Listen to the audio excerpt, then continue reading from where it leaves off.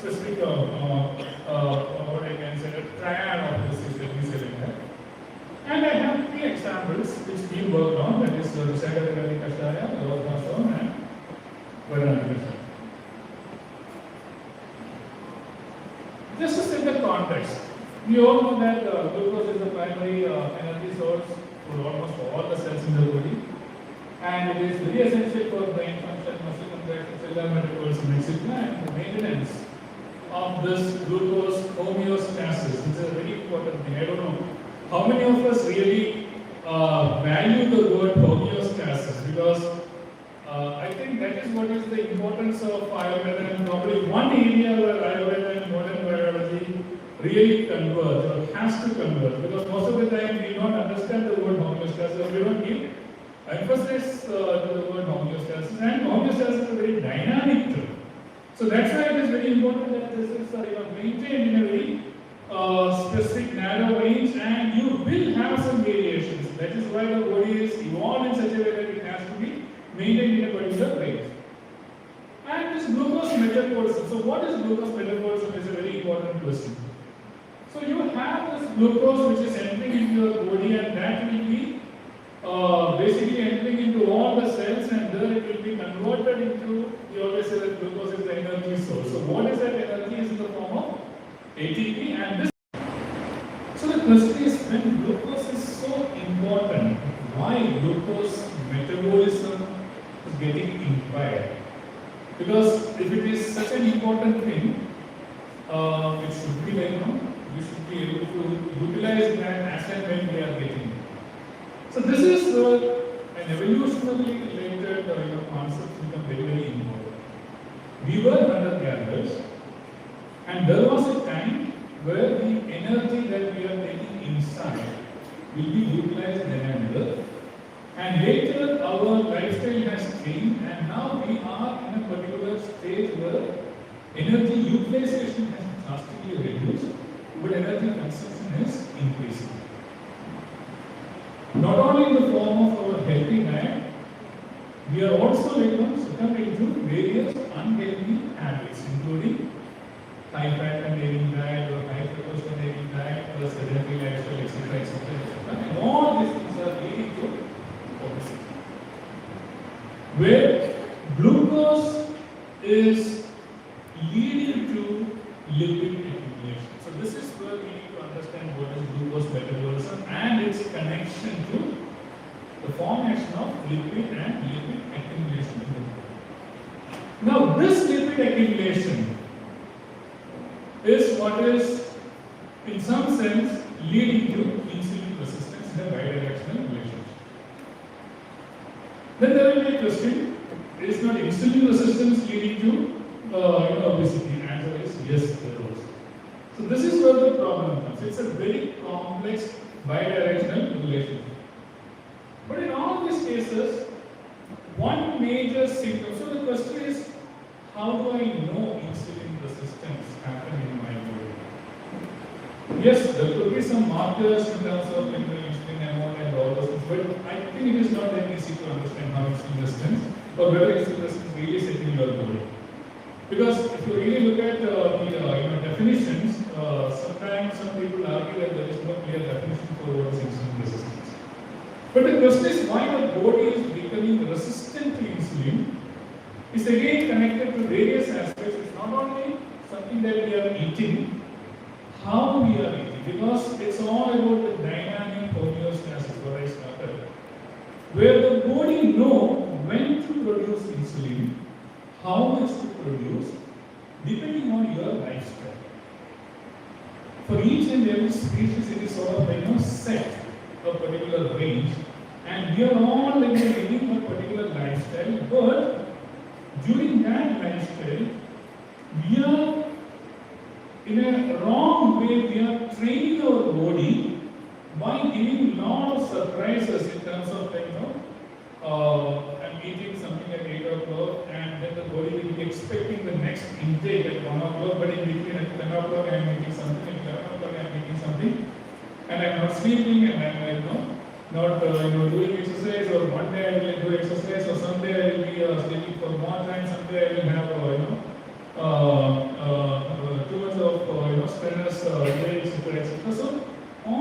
things will create some kind of confusions in the body, and the body will slowly recognize our own substances like insulin as a foreign substance.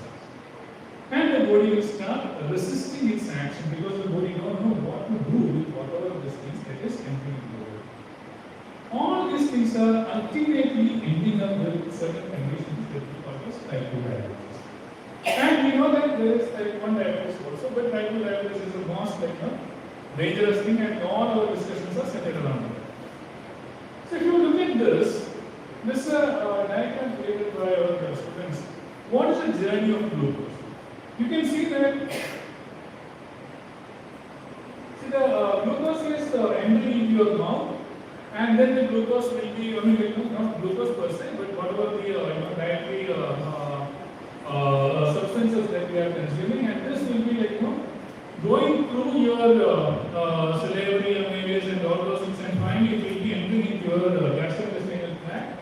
From there, it will ultimately enter into your blood, and then it will be distributed to all your tissue systems. And there is no single tissue or single cell which do not need glucose for its energy as an energy source. Now, when you look at insulin resistance, these are the three major sites. These are the three major sites. They are not the only sites where adipose tissue, muscle, and liver. These are the sites where the action of insulin will be happening.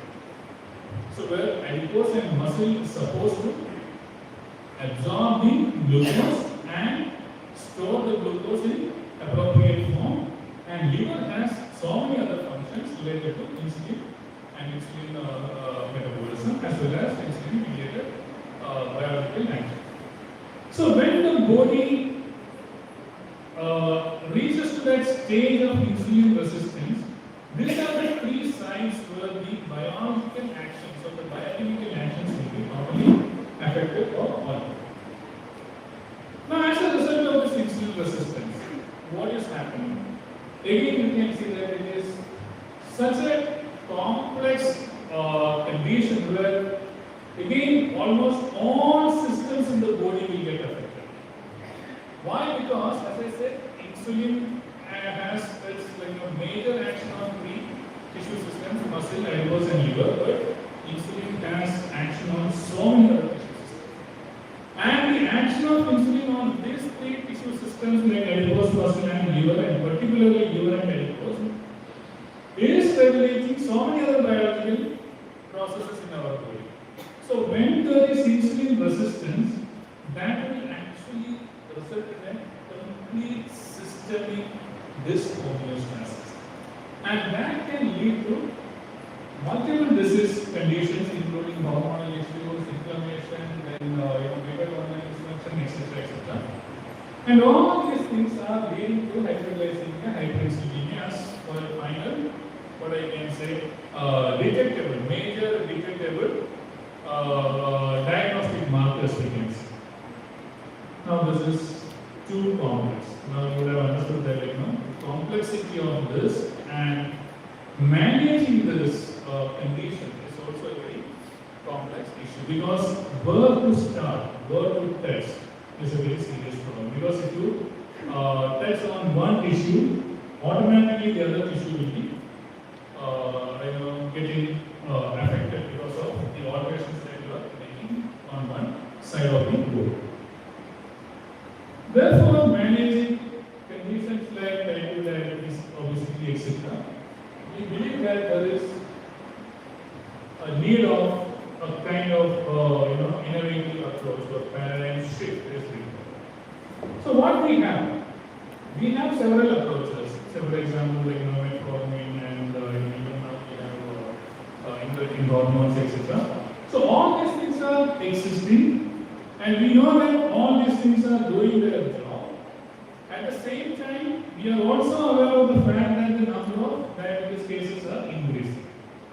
So despite having enormous number of medications or enormous number of opportunities or options available for regulating the glucose metabolism,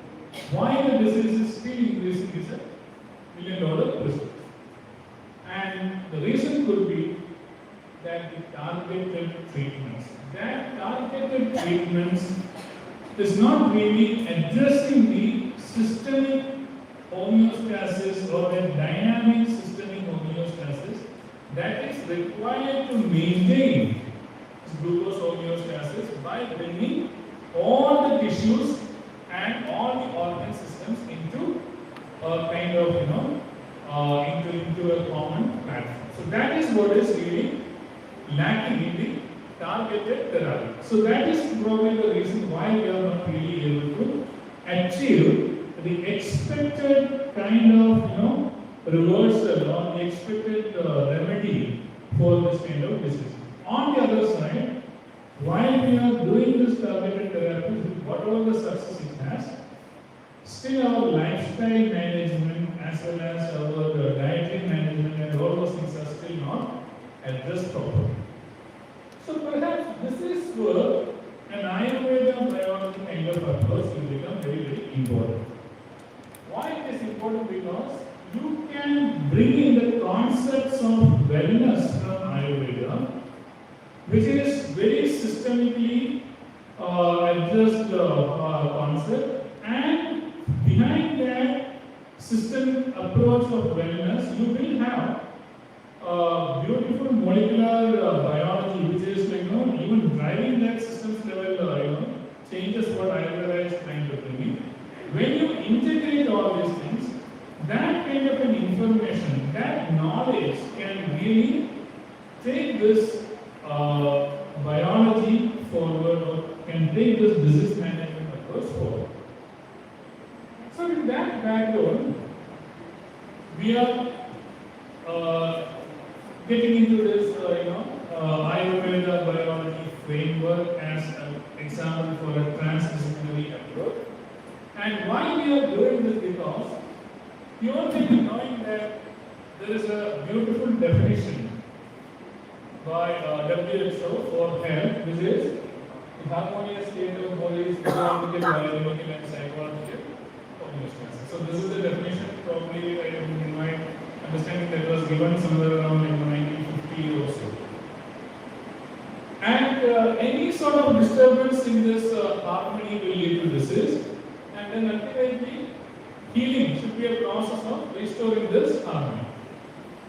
So now this is the beautiful definition of WHO, and I found that this definition is actually should be much discussed in the context of Ayurveda, because this first concept is also explaining the same thing. Samadosha, Samadhi, Samadhatu, Samadhi, etc. But then the question is, what is dosha? What is dhatu? This kind of questions to be. And always the third line is more important and more interesting, because this Prasanna is actually, WHO is also attempting to capture that, but it is not. I mean, I don't know how to explain, Prasanna and all this. So this is what is the homeostasis. So what is our understanding? This health and disease can be understood both from a systemic perspective and from a molecular perspective. Because if the goal is, for example, if I am talking, that's a functional aspect, but behind this functional attribute what you are saying, there are a lot of molecular events that is happening in terms of cellular signaling, etc. So a proper integration of both these things is very, very, very essential. And I think this is what is lacking in our current, biology or in our current medical practice. So we are actually trying to bring all these things together so that a combined perspective can basically provide us a better and elegant understanding of this complex system, rather than looking at a complex system from a single perspective. Just like we used to have a analogy that in Malayalam we say that how blind people appreciate a big elephant, because it can never appreciate the beauty of that whole system. But each and every part of an elephant is equally important. But we are not saying that they are not important. So it is very, very essential to have a proper logical integration.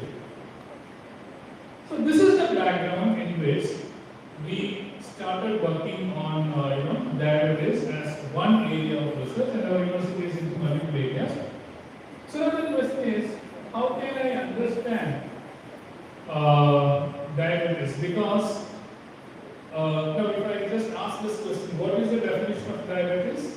Anybody from the audience? What is the definition of diabetes? Quickly.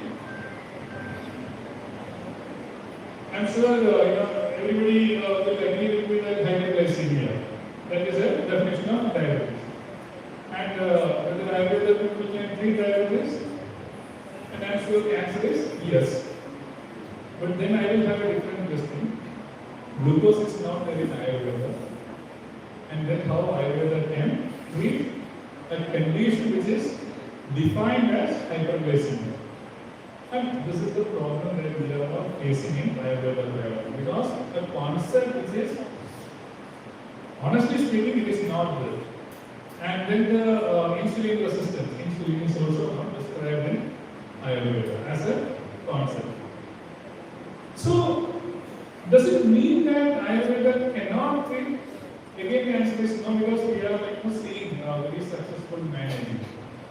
So, certainly there is a way of understanding. So, this is what is the epistemological difference, because biology is understanding these diseases from a very specific molecular perspective, based or centered around glucose and insulin, whereas Ayurveda has a term called prameha, plus it's different 20 types and madhumeha, etc.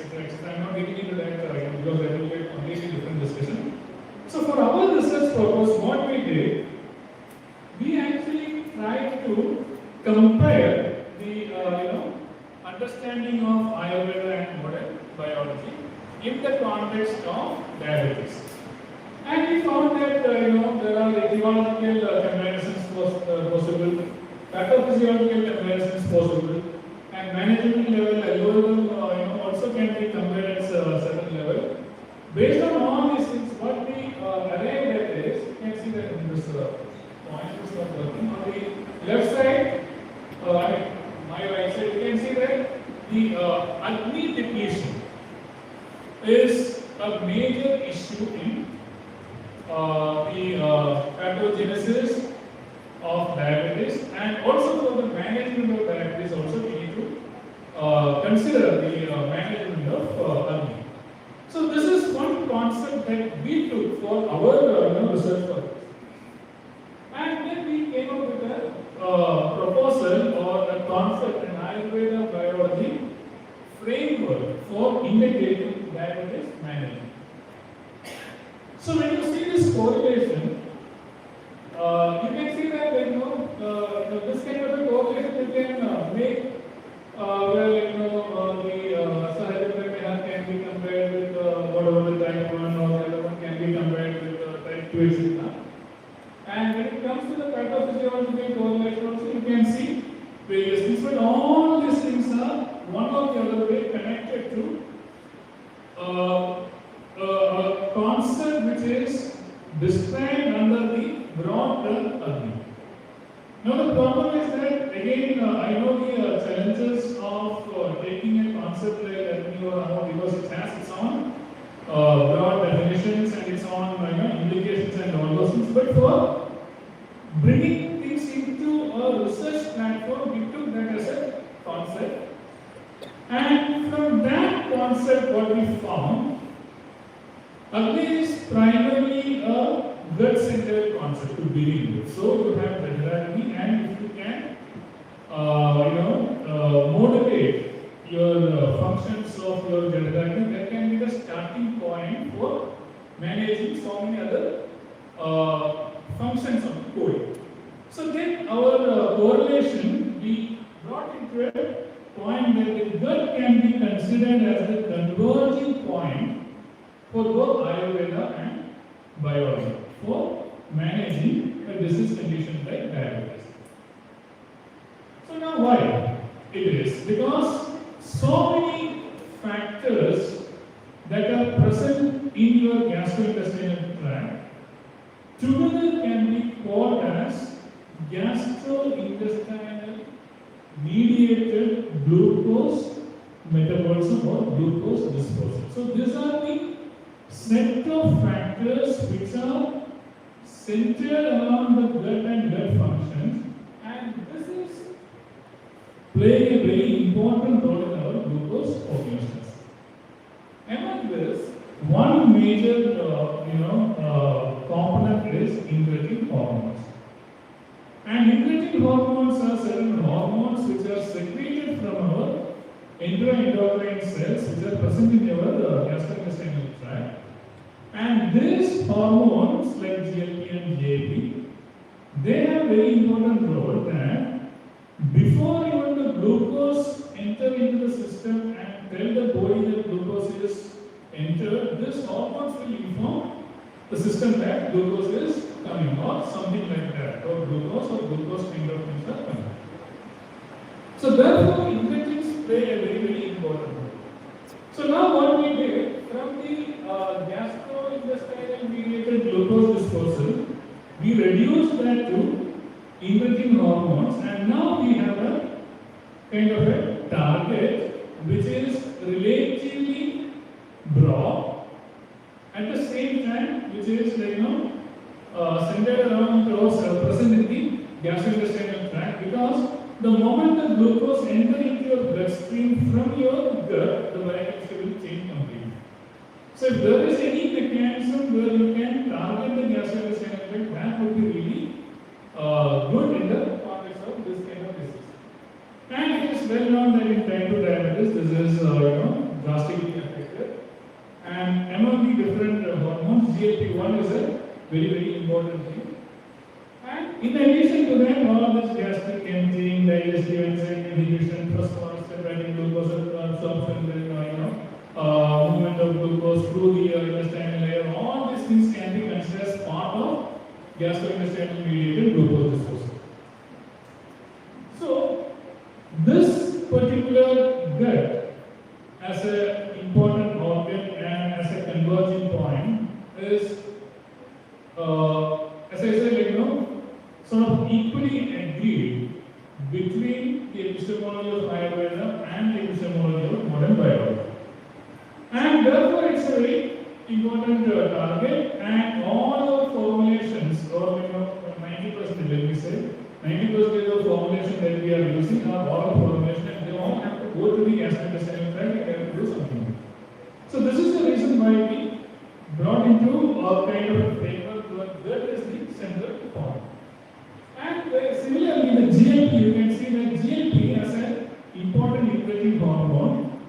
Just like how we say gut is the second brain, even the GLP also can be considered as an important nodal point, because this hormone is secreted from the gastrointestinal tract, and this has a pleiotropic effect in all your tissue systems in the body. So now this is very important, because this is one hormone which is very important, very crucial in glucose metabolism. And just like how glucose metabolism has a role in all the tissue systems in the body, the GLP is also having an important role in all tissue systems in the body. So in that way also one can actually see that this hormone may play a very important role. Now what is the problem with this particular hormone? So before that, let me just complete this. So that hypothesis what we made about this is the Ayurvedic concept of holistic diabetic management through early correction can be correlated to GIGD because of its pleiotropic effect, and that correlation can be actually applied to different disease conditions like diabetes, obesity, AFLD, bone metabolism, longevity, etc. Because both gut, GLP and glucose has a role in all these disease conditions. And I said the crosstalk what we are discussing is between obesity, MASLD and hyperglycemia. And all these things are interconnected because your primary glucose metabolism is regulated by these organs. So whenever there is an excess glucose entry into the body, your adipose will see that and your liver will see that. And whenever something is excess in adipose, it will be sort of overflowing from there and it will affect the liver.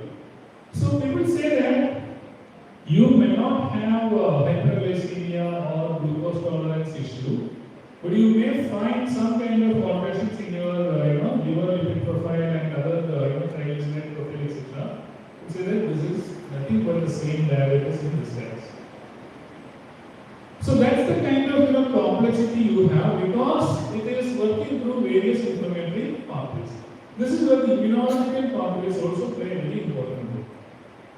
Now, for all this kind of complexity, if you want to address, just giving one medicine which is acting like a insulin mimicking or insulin secretagogue or whatever it is may not be really sufficient. And this is where I think we are really finding it very, very challenging. So therefore, what we try in our next level of exercise.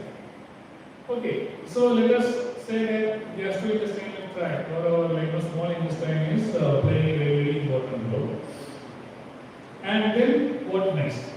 So how do I understand this condition? So then again we went back to because we are we are not Ayurveda doctors, so we need some kind of targets to study whatever whatever the concept of formation or whatever it is. So then we realized that there is a concept in Ayurveda, which is where the disease progression is beautifully explained. So we always tend to say that Prameha is type 2 diabetes or Prameha is diabetes. But when we attempt a kind of dissection of that, what we found is if we have 6 stages, and Ayurveda is explaining what are these 6 stages. And as I said in the beginning, there is a systemic way of understanding, and there is this is a molecular way, and whatever the systemic changes that is happening, there should be a molecular level correlation. So with that sort of an idea in mind, what we did, we tried to map these 6 stages, and we reached to a certain level, and I'm not saying that this is a final thing, it will keep on changing. So the stage 1 can be considered as glycemic load. Stage 2 is the impaired lipid metabolism, because the moment your glycemic load increases, side by side your lipid metabolism also will get impaired. And then there will be some systemic metabolic dysfunction. At this level, you can see increase in free fatty acids, increase in triglycerides, then slowly lipotoxicity, inflammation, mitochondrial dysfunction, etc. And then by the time it reaches to your stage 4, which is the equated to tissue insulin resistance, at that level you will see impaired glucose tolerance. And all these stages, in our opinion, we are grouping it into 3 diabetes. Why? Because after that, you will have the clear, established appearance of diabetes and complication. From there, going back would be very, very, very challenging.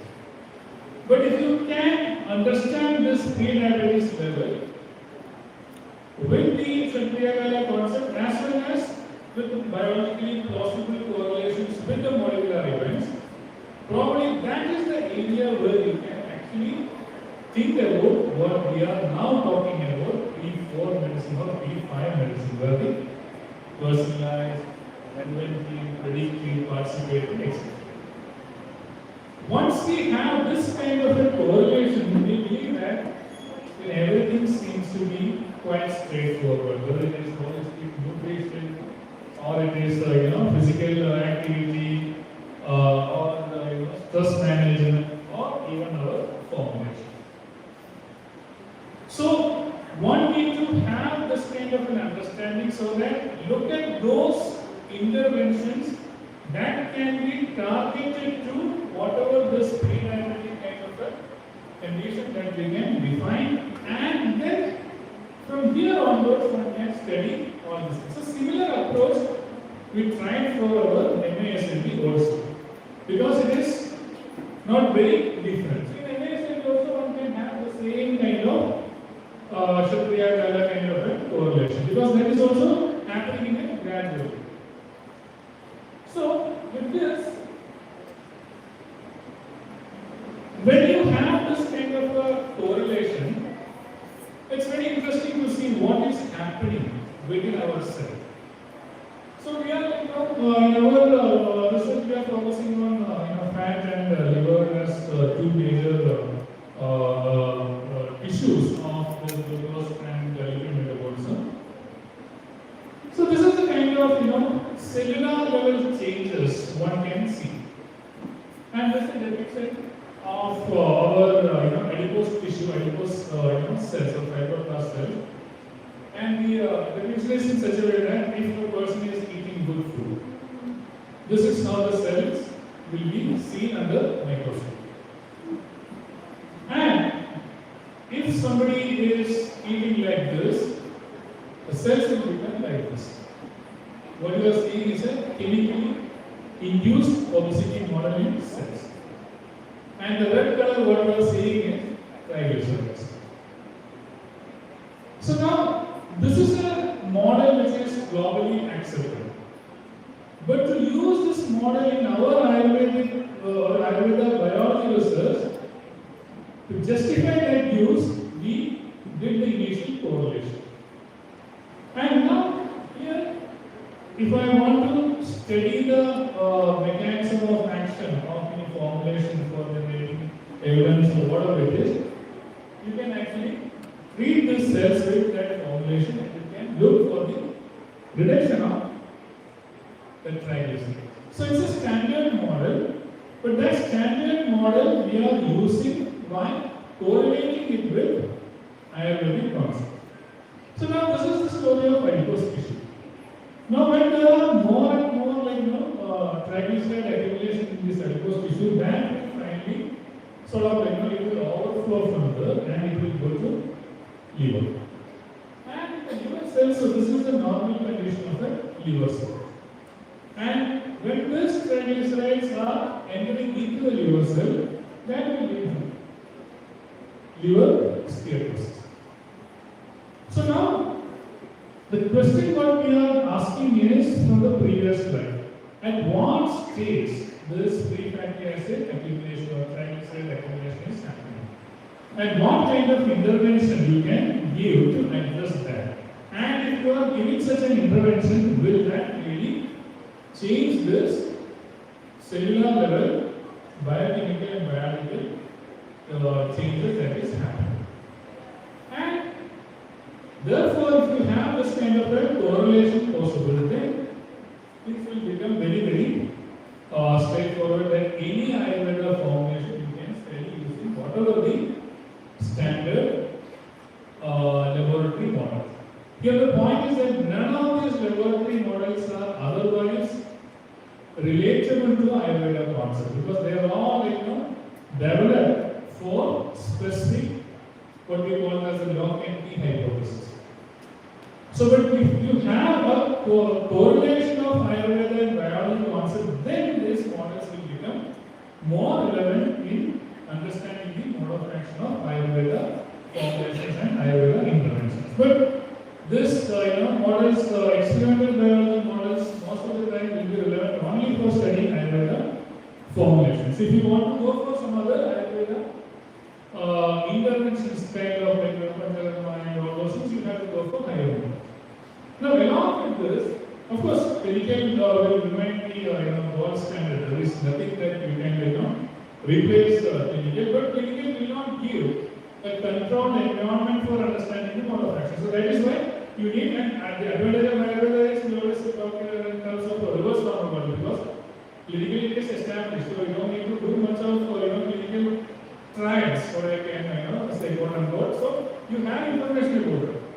Now, along with this, the current advancements of in silico approaches, the computational biology approach, because many things that you cannot do or you cannot see in an experimental biology system, you can actually see under in silico models. So this is how one can proceed with Ayurveda based research questions, and you can generate evidence. Couple of examples. I said this GLP, which is a very important thing, and actually then our question was whether some of the formulations that we are studying can then increase the GLP secretion. And then we have a cell model for that, which is an endocrine cell. And finally, we just added this, this Ayurvedic kashayam and Unani kashayam at the appropriate concentration. And we found that this is increased GLP secretion from the endocrine cells. Well, that's a good observation because we are saying that an Ayurveda formulation can increase GLP secretion, and so therefore Ayurveda formulation can have an inhibiting effect. That's a very good question. But now the immediate issue is that what is the problem with increasing GLP-1 secretion? I mean, as such there is no problem, but the challenge is as soon as the body secretes GLP, that will be degraded by another enzyme called as DPP4. So this is also very interesting, evolutionarily conserved process. That's why we have a lot of drugs which are inhibiting DPP4. But if you inhibit DPP4, that will have certain other issues because it's a enzyme that is evolved for protecting our body from certain protein-related issues, including viral infections. So it is always good to have a combined effect of modulating GLP-1 secretion, reducing DPP4 action, plus. I'm coming to that plus in my next slide. So since it is increasing GLP-1 secretion, our first level of statement is the Agni modulation effect, whatever that we are hypothesizing, can be partly or partially can be correlated to this inhibiting effect. But then immediately this question will be there. Although I am increasing by giving this whatever the formulation, the GLP-1 secretion, it will get degraded. So whether the same formulation has an effect on DPP4 inhibition. So that's a natural question. So we found that when we did that experiment, we found that this formulations are inhibiting DPP4 enzyme action. That's also an encouraging result. And then naturally there will be a question, when an enzyme is inhibited, which chemical is inhibiting that enzyme? So therefore we went ahead with the in silico analysis, where we have this DPP4 structure that is available, and we from the database we put out all the phytochemicals present in Ayurvedic kashaya and Unani kashaya, and we did a docking. This is all standard experience. Everybody can do this. Only thing is that we are trying to connect it to the Ayurveda. That's all. And we found that there are certain chemicals, phytochemicals present in this formulations can beautifully dock with DPP4, and we would explain these chemicals could be potential inhibitors or could be the contributors of that DPP4 inhibition activity of this formulation. But we found that this is the detailed structure and all those things.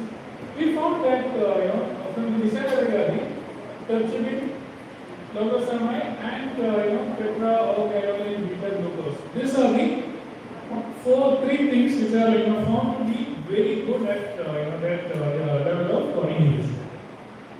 So this is another thought in the study, because when we took out the list of phytochemicals, there were around 400, 500 phytochemicals. Now what we are saying, 3 of them are important in DPP4 inhibition. And what about the remaining? So that's where we went ahead with the next concept of network pharmacology.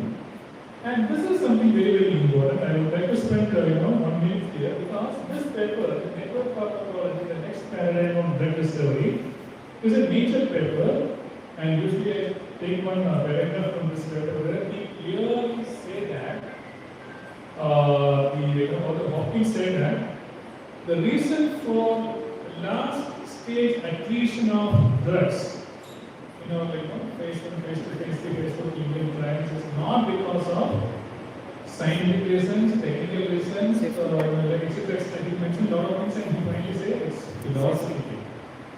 And the philosophical reason what he is mentioning, all drugs are coming from The lock and key hypothesis, where the specific key will act on its specific law, but the system is not working in a lock and key model. So the drug discovery hypothesis is lock and key, and that will work in the initial models what I have shown. But by the time you reach the phase 2 clinical trial, this will be given to the human body, where the body is not working in a lock and key linear model. It's a chaotic system. So he said that that is the reason why these drugs are not working, and that's why he proposed in neuropharmacology. So this paper was in 2008, and later this paper is in 2022. And you see, even after this many years, the fact remains more or less same. Neuropharmacology during patient mechanism is called treating symptoms. So even after this many years, we are still talking about the same thing. And I will just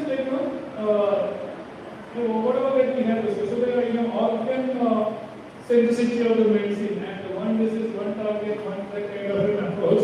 This is what is basically they are saying that it is suspecting and the option is systems and neuropharmacology. So therefore, we attempted the same thing with our Vishakhapatnam. And what we are seeing here, 1555 proteins are found to be modulated by the phytochemicals that are retrieved from the database, which are present in the Vishakhapatnam. Let me repeat.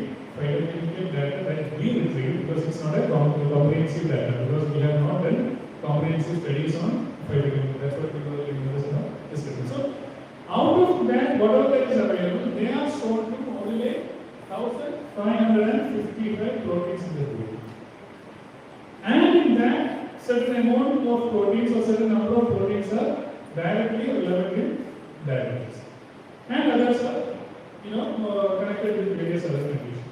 So this is my point, that on one side may be increasing the production of GLP, the same formulation may be decreasing the action of DPP4, and the same formulation may be doing some metabolites. So then we went ahead and we did a kind of grouping, because we have to further narrow down to get some meaningful story about that. And finally what we found was, you can see on this side, calculator, inflammation, etc. There are 37 common proteins which are involved in this disease condition. And on the other side, you can see, because there are diabetic complications, along we took and we did a detailed analysis, and we found that 23 proteins which are commonly involved in cardiovascular, cardiovascular issues, metabolic, neuropathy, etc. And the others is because when you are doing in silico work, you will have a lot of noise, and those noise we put it under others. Noise means it's not a really you cannot reject that. They are relevant noise, let me say like that. So that we put under others. And from here, naturally we found the DPP4 and GLP in that list, and it is now matching with whatever that we have seen in our experimental setup. So because in the experiment setup we focused only on two things because of some importance, and that is also coming, and in addition to that we found so many other things are coming. And finally we came up with this kind of conclusion, and this says that Vishakhapatnam as a formulation can potentially modulate 14 key pathways associated with 5 metabolic dysfunctions related to glucose metabolism. And these metabolic dysfunctions and their possible modulation by this formulation, I am sure can be justified from a clinical point of view. So in some sense we could provide such kind of evidence for the use of Vishakhapatnam, because Vishakhapatnam as a formulation is not used only for diabetes, we know that it is used for various conditions. So this is one flow of providing some evidence using the Ayurveda biology framework. And we do the same thing for Unani Siddha also. And it's a similar flow, and we found similar kind of figure. So my point is not this similar figure. What I wanted to show here is the comparison between Vishakhapatnam and Varnali. When we compare Vishakhapatnam and Varnali, what we found, there are only 13 proteins which are commonly targeted by Vishakhapatnam and Varnali, and there are 10 targets which are exclusive for Vishakhapatnam and 3 which are exclusive for Varnali. So probably, this is a very nice way, probably what we are thinking, what is the rationale for selecting Varnali or Vishakhapatnam or Vishakhapatnam or Varnali? It's not either or. It is with a logic. And now if you bring that Ayurveda logic into this discussion, we may get better insights in terms of the systemic level action of this formulation. And these targets, whatever we are identifying in this exercise, once you prove, they could be much more what I can say, better systemic targets for addressing some of these diseases. When I say that, I am not looking for documenting hypothesis from the Ayurveda formulation. Right? What I am saying is, for understanding the diabetes or glucose lipid metabolism, you will have better targets than what we have now. Similarly, when we did this Lorlaso, that was the reason why we took that, because Lorlaso we started with adipogenesis and we found that it is inhibiting adipogenesis. Then there was a question: if it is inhibiting adipogenesis, that should be modulating liver lipid metabolism also. So that's another example I am just showing you. Say how another approach that we can use in the Ayurveda therapy. So here you can see that we will think there is a palmitic acid infused. So you are just adding palmitic acid to your cells so that there will be oil droplets, and then you can add your formulation and you will be observing that under microscope, and if there is a reduction you can see that oil triglyceride accumulation is reduced. So once you have something like that, then you can enter into the molecular study. So you can first we have shown that this also can reverse the palmitic acid induced lymphocytotoxicity. Then it is shown that it is reducing the triglyceride accumulation in this palmitic acid induced triglyceride accumulation is reduced, and lipid accumulation is also reduced. And then one can study separate RT-PCR studies you can do to analyze what are the molecular level modulations and all. So that will give another level of evidence for the use of that formulation in that particular context. Question remains whether it justify the Ayurveda concept that we have. Most of our studies we started from that side. So in some way we can say that we are providing some scientific evidence or whatever molecular mechanism for those formulas. Then the questions will not stop there, because I did a cell-based assay, and cells are not in isolated form, and when it is in isolated form, the cells will behave in multiple ways. So therefore, we are forced to show the same results in animal models. So therefore, we use models. Now the problem is that if I am inducing in diabetes, using cephalosporin or something like that, then that model will not be suitable for this question. So therefore, we went ahead with the high-fat induced model, and in the high-fat induced model, actually as a researcher, this was what surprising observation for me, because yes, I'm basically a cell person. I have not done a lot of writing studies, so I was actually curious. When we dissected the animal, I was really surprised to see the difference of high-fat fat liver versus low-fat fat liver. You can see that there is a drastic, clear difference. So that clearly indicates whatever the cellular level observations we had is, true. So this was a, what I can say, proof for our cell-based study concept.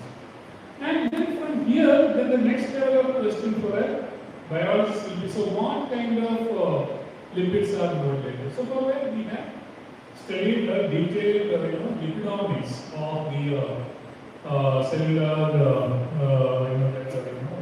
liver cell that was treated with lorlason and things like that. So here also, this result what you are seeing here is the cells that are treated with lorlason. But along with lorlason, we have done Padavala Peldovinelli also, because that is also one important formulation. There again, what we observe, the species, the lipid species that are modulated when it is treated with lorlason and with Padavala, there is a difference.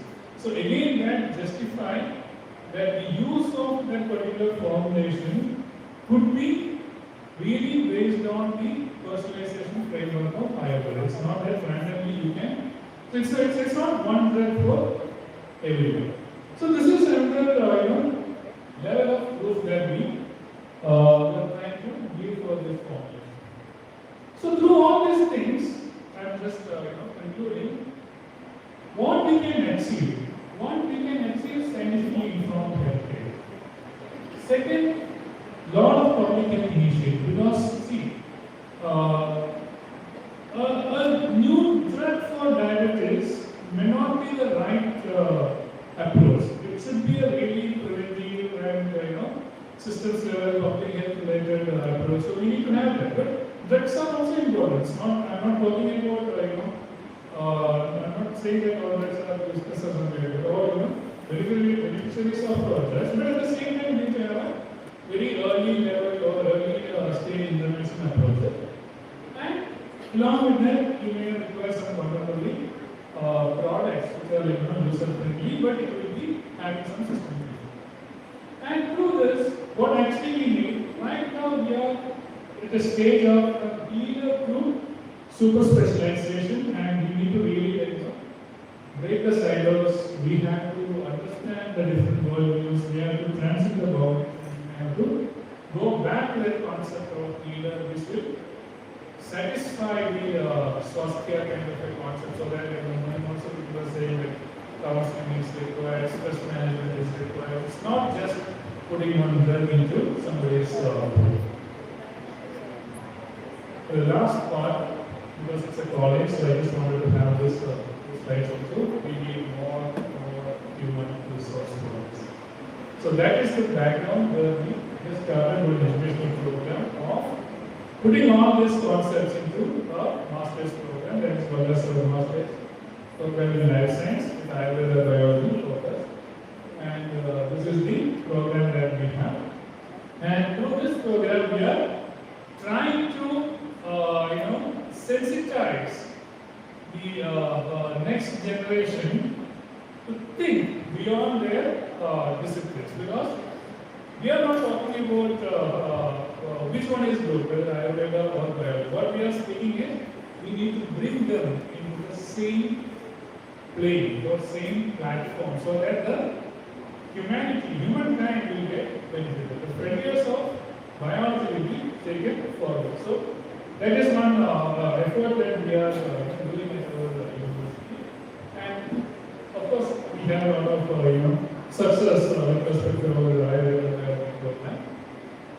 And I just would like to acknowledge my team members. All the results that I have shown here are from the first of people, nothing done by me. So I would like to congratulate and thank all my researchers and my collaborators. Thank you.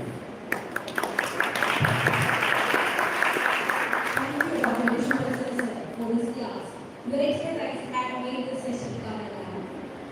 Attendees who have any queries may please note them on paper and hand them on to the volunteers. Moving on, it's my pleasure to introduce Dr. Ramesh sir, Managing Director and Senior Physician at Ayurvedic and Research Coordinator, AYUSH. He is the first man holder in BHMS from Madras University. He comes from a distinguished lineage of Ayurvedic physician and has successfully integrated clinical excellence with research and management expertise. He has introduced over 30 innovative Ayurvedic formulations.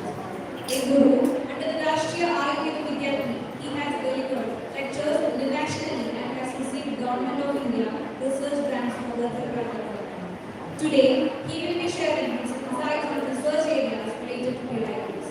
Please join me in welcoming Dr. Ramesh Chandra.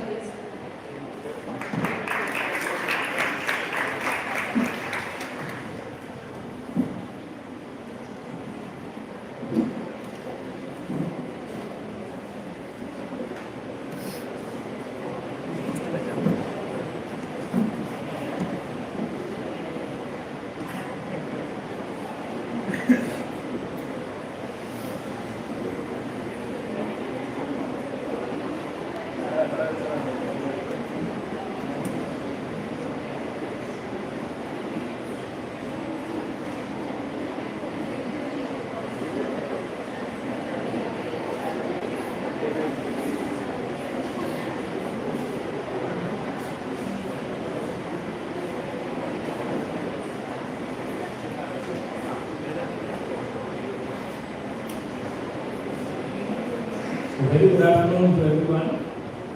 It's indeed my great pleasure and privilege to be here today after the centenary celebration of this wonderful institution here. Incidentally, I have a connection in that my sister actually graduated from here in the year 1991. So I have a connection with this. I used to come here a long back. And subsequently, I remember having been here once to deliver a talk at the CA or so. But it's quite some time since I've been here, so it's like a second home coming to me. Thank you very much for offering this honor of inviting me for your centenary celebration and calling me to give a talk on one of my very favorite topics, metabolic diseases and diabetes in particular, which I would say opened the gates of integration with modern science with Ayurveda in my career. So, but at this juncture, I was just talking to Dr. Vishnu sir, and I would like to thank him immensely for doing a lot of preliminary work. So I was thinking that how am I going to start with modern research work without the background being laid. So I was even having a small video about how insulin works from a molecular biology point of view and all that. Sir has done a beautiful job of taking us through the whole spectrum of the glucose metabolism, the whole spectrum of diabetes, and how modern research paradigms are here to enable our understanding of diseases which we as Ayurvedic doctors are known to treat. While we still don't know how our products are working. So I think sir has clearly shown out that there is a way today that we can explain our science from a modern scientific point of view. In fact, my talk is also very much on those lines, drawing from my personal work with diabetes, which started long back. When we already had a product in our organization based on the some of you might know of that. It's called a product called Setable. So it is actually a derivative of and Islamabad, which we have already seen was effective in helping quite a few patients keep their blood sugar under control, including members of my family. So I know how the effect has been. Several people have been benefited by that. But once I had a patient walk into my clinic with a condition of newly detected diabetes, not an obese guy, a lean guy. His wife was our patient for a very long time. This guy was generally healthy, and he walks in once, having been detected with high blood sugar for the first time. So he comes to my clinic, I tell him, don't worry, we have treatment for this, we have some medicines, you are freshly detected, there is no issue. Now you take care of your diet, you do some walking and all that, also take our medicine, we will keep examining your blood sugar at periodic levels and let's see. A week from then he comes back. Initially his blood sugar level post-primary was 320. He comes back after a week. His blood sugar had come down to 220. Oh, I was amazed. I said, nothing worry, you just carry on. Just some more time, keep walking, keep reducing weight. Be careful about your diet and you will be fine. So he comes back 2 weeks later, blood sugar 220.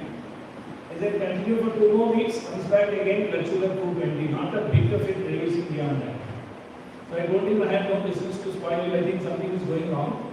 My medicine doesn't seem to be enough for you. It is working, but it's not enough for you. Please go and see a diabetologist. I don't suggest that you should keep this level of blood sugar going for too long. He's going to be diabetologist, I talked to him and sending off very reluctantly because he didn't want to go to modern medicine. And that created a lot of curiosity in me as to what is happening here. I know that so many patients, and including him, the blood sugar came down very well from 320 to 220, but why is he not responding now? Why is it stopped? Why is it plateauing? That was the question that I had in mind. That is when I was prompted again. I mean, maybe unlike your current levels, when we were doing our Ayurveda, we were exposed to anatomy and physiology in the initial years, but thereafter it was pure Ayurveda.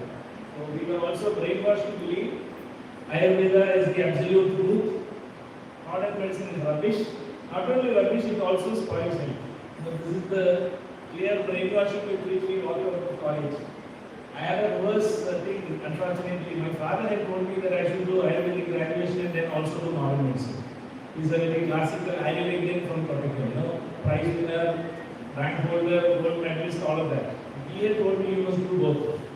But anyway, situations didn't permit me to do modern medicine. I had to take up responsibility at the organization. So that was my background. But now I said I need to go back and see what's happening. Is there a modern scientific explanation as to why this was happening to me? And that's where I came to know about, that's the first time I'm reading diabetes from a modern medicine point of view. Then I know that there are categories of drugs. Those days it used to be just one drug which was very popular. Of course, metformin was always there, but glycosamine was the big drug those days. Glycosamine and metformin, these were the two extremes. And so glycosamine for people who are lean, who don't have adequate insulin production, as a secretagogue, and on the other side, metformin as a biglycinate, which was meant for obese diabetes. So protocol was very clear. Very much like our concept of a Kabhaja Pramehi and a Vadaja Pramehi, a Sthula Pramehi and a Krisha Pramehi.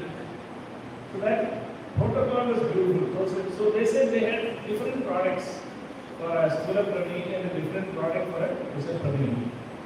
So that gave me a sort of an answer. Maybe our product was only working for the Sthula Pramehi because this guy was not Sthula. He was a Krisha even by nature.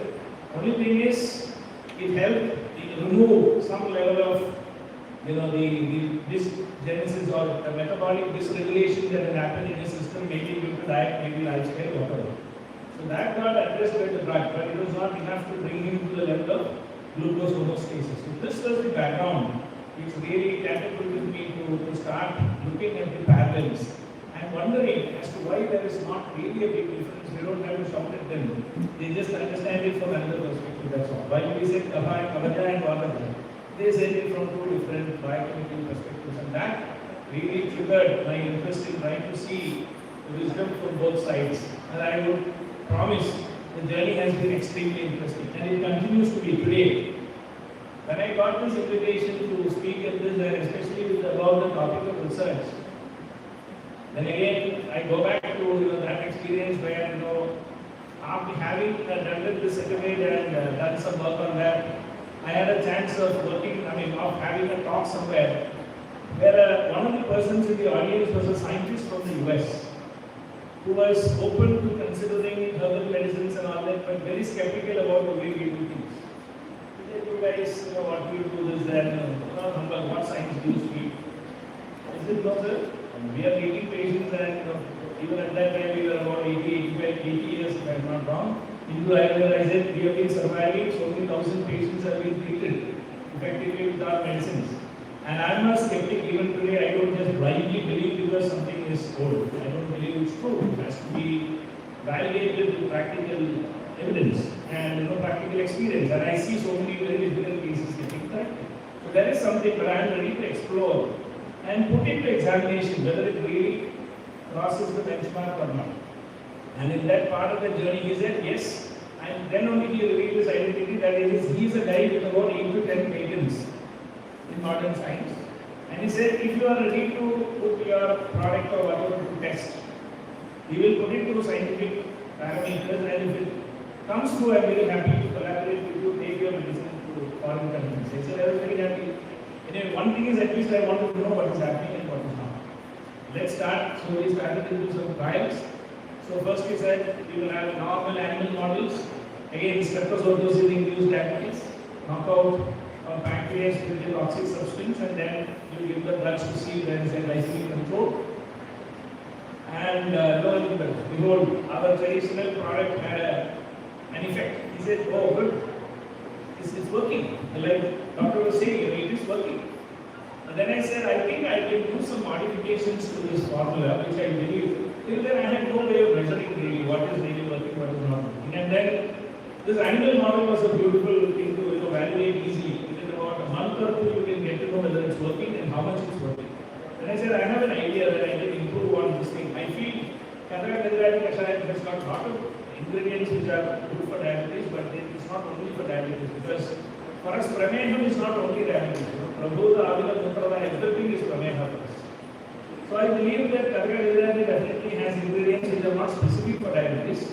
Like he was saying, so many proteins and so many receptors. Those days I had no idea about them. From an Ayurvedic point of view, I was thinking about the product and I felt it is not for diabetes, it is for the entire spectrum of prameha. And what if we identify those products which I believe from an Ayurvedic understanding point of view are not directly contributing to the benefit of diabetes management. And we created a subset of that, just a subset of the previous medicine, and I found this was more effective in bringing down blood sugar than the formulation.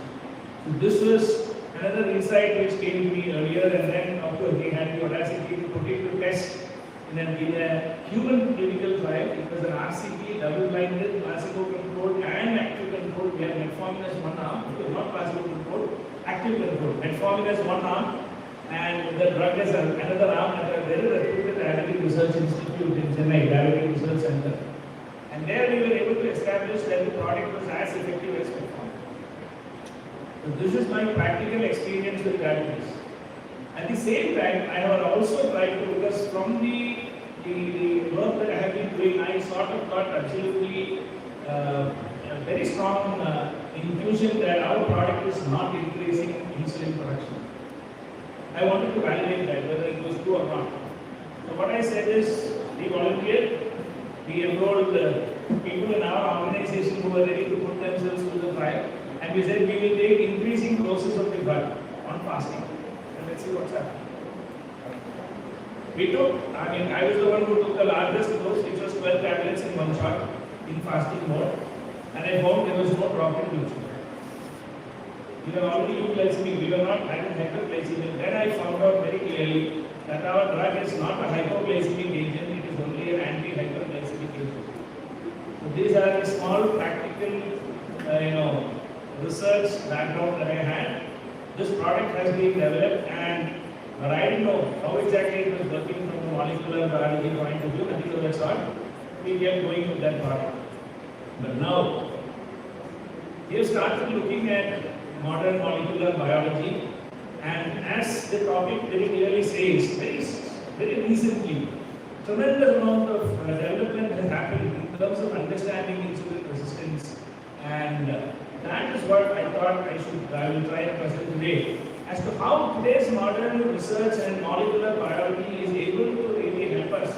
Doctor has already done the major part of what he did. I have just maybe touched on some of those things which were not covered as part of that. And with respect to several research findings which are very much in tune with our understanding of diabetes from an Ayurvedic point of view, and how it can be a very strong help for us in positioning ourselves as a very scientific intervention in the minds and eyes of scientific-oriented community worldwide. So there I get into this topic of research, integrating molecular pathophysiology with evidence-based botanical therapeutics. And by botanicals, I mean, what I am referring to is, unfortunately, I am not quoting work with respect to our traditional formulae. I am quoting work which has been published at high impact journals regarding specific botanicals which we all know about. So with this background, let's move forward. So the unseen epidemic, we all know about this prediabetic. Great. First of all, another congrats to the organizers for choosing such a relevant topic, because I think our country is now the world capital of diabetes, and more so with prediabetes.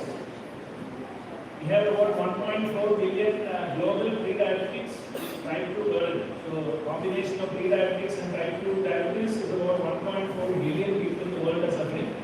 101 million Indians are expected to be, are detected to be diabetic as per the ICMR report of 2024. And 136 million Indians have pre-diabetes is what they say. That's an estimate. Because majority, in my opinion, hardly 10% of the population is not pre-diabetic. For me, the simple test is if you have 1 kilogram of fat in your abdomen, you are already pre-diabetic. And I think there is hardly anyone in this country who doesn't have abdominal fat. And evidence today is showing that it is true. And today science has very clearly established that when does diabetes start? We think it starts maybe a couple of years before we are actually diagnosed with diabetes, but today's research very clearly says that silent metabolic remodeling before diabetes is over a period of around 12 years. So that is the period. So if anybody is detected with diabetes, they are in shock. Oh, suddenly I am now diabetic. But they have been diabetic for the last 12 years plus. That's the news today. So this is the rationale for precision. So I think your topic is spot on. I think it's the biggest need of the hour today for a country like India where we need carbs like there is no tomorrow. Insulin resistance is the foundation in greater than 80% of pre-diabetes and type 2 diabetes. Of course, we all know that in the diabetic population, type 2 is the greatest one in India. We are also discovering some very unique rare types of diabetes. I am not going into that. We are dealing with only type 2 diabetes, and even within that, today's discussion of mine is only going to focus on insulin resistance. So metabolic remodeling, which is actually what is happening in pre-diabetes, includes progressive insulin sensitivity decline. So I think I was very unfortunate not to have attended all the previous lectures. I think a lot of my slides would have been redundant if I listened to some of them. So there is repetition. But we know that insulin sensitivity is different from inability to produce insulin. So the typical condition of insulin resistance in its classical form is where the body's ability to produce insulin is not hampered. But the available insulin is not able to bring your glycemic level to normal levels, in addition to the other metabolic complex that is all happening. This is what we call as insulin sensitivity decline. And the compensatory beta cell hypersecretion. So much different from our common thinking that there is not enough insulin. The real problem is there is more insulin. In pre-diabetes, invariably, we produce more insulin than a normal non-diabetic or perfect metabolic patient. So one of the very important tests for us to find out whether we have got insulin resistance is to look at your fasting insulin level. Fasting insulin levels, if you look at any chart, you will find up to 25 is okay. Totally misleading. Anything above 6 means you have already got insulin resistance. And we can check, and I am sure 80% of this crowd may fail. Yes. We are not having any fasting insulin level below 7 and 8 if we are eating the sort of carb-rich diet that they are used to. We were people who did not have enough food to eat, like Doctor was saying. As part of our evolution, we have suddenly got a surplus of food to eat. And extremely low levels of physical activity. Body is designed to conserve energy. Body is designed to store energy, never to waste it. Not 1 gram of carbohydrate is wasted. What you ingest is totally taken up by the body, both from the intestinal level as well as from the urine. Not a bit of glucose is wasted by the body. And body does not like to spend energy unless it is absolutely necessary. So our body is meant to conserve energy, to store it for times when we will not get food, because earlier the daily meal was not guaranteed. For millions of years, human beings were not assured of their daily meal, and body had to be ready for that, and that's how the body is actually developed.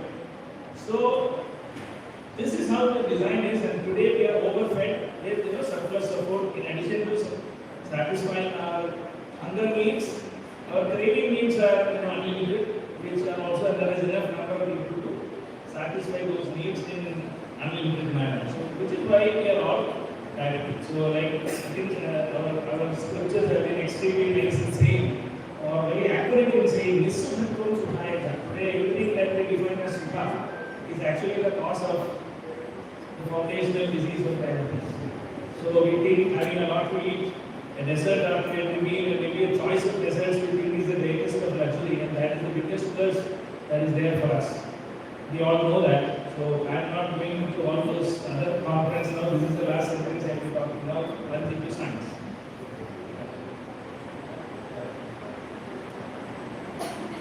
So this is a small video. I don't know how many of you would like to see that. This is about exactly how insulin is getting into the cell. How is the glucose in there?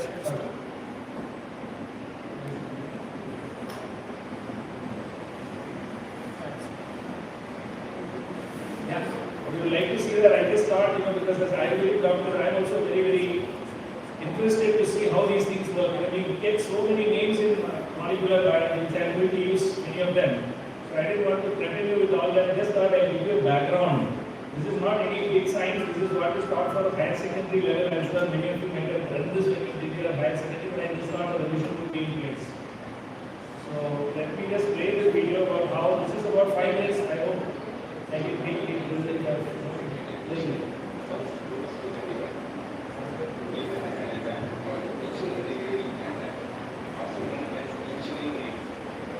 So I will describe, the voice is not very audible. So let's talks about insulin degrading enzyme. So the insulin that is produced, what the doctor was saying, the DPP4, the enzyme that degrades insulin when it comes to the portal way to the liver, is one of the things that is.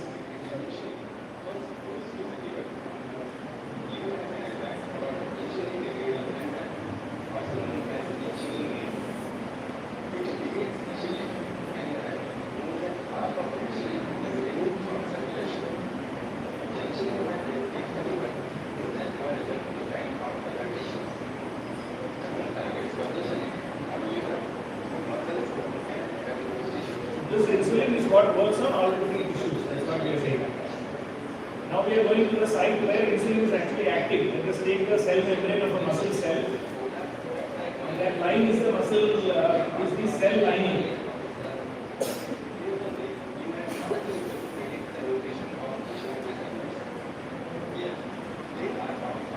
This is the picture of an insulin receptor, which has got two similar isomeric forms on two sides with an alpha chain and a beta chain. And there's a lot of biochemistry there. We talk about phosphorylation and all that. How, when insulin binds to this receptor, it creates a sort of change in that receptor, which is a protein. Tyrosine kinase activity is what happens there. You can see the animated picture coming.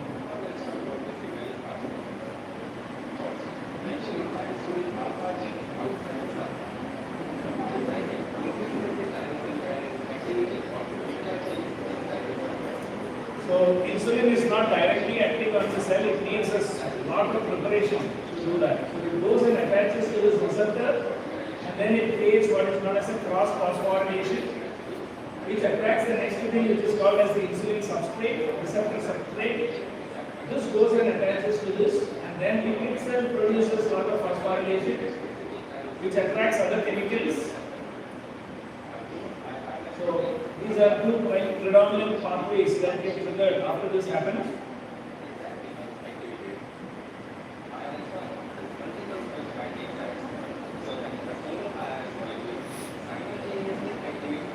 So that particular pathway is what is responsible for glucose coming into the cell. Glucose cannot just come into the cell like that, it needs specific portal to get into the cell, because this is a bilipid layer and it cannot allow polar compounds to come in. So this P-inositol 3 kinase then gets changed into another one. Sequence of steps are there.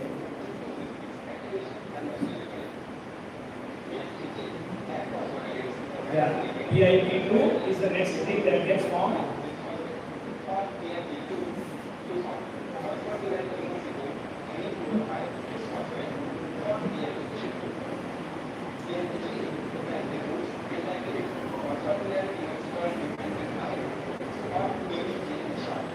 So this then goes and attaches to that, and then the next chemical is called AKT, and the AKT then works on different nuclear targets.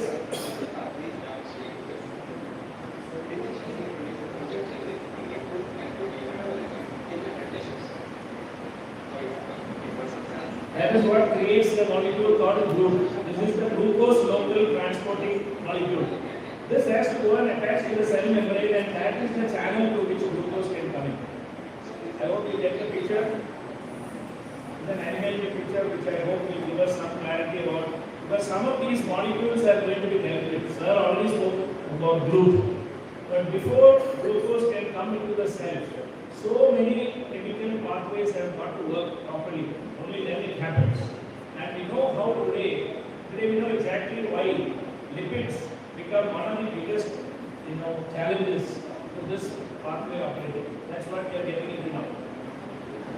So the core of insulin resistance today is understood to be coming from 4 different pathways. The first one is called the pathway disruption. We now saw this pathway of insulin attaching to that receptor, and then so many chemicals that have to happen and ultimately resulting in the glucose coming up there. So inhibitory IRS 1, 2. So we saw that at the bottom of the insulin receptor is that receptor substrate. So in that receptor substrate, at a particular level, phosphorylation has to happen.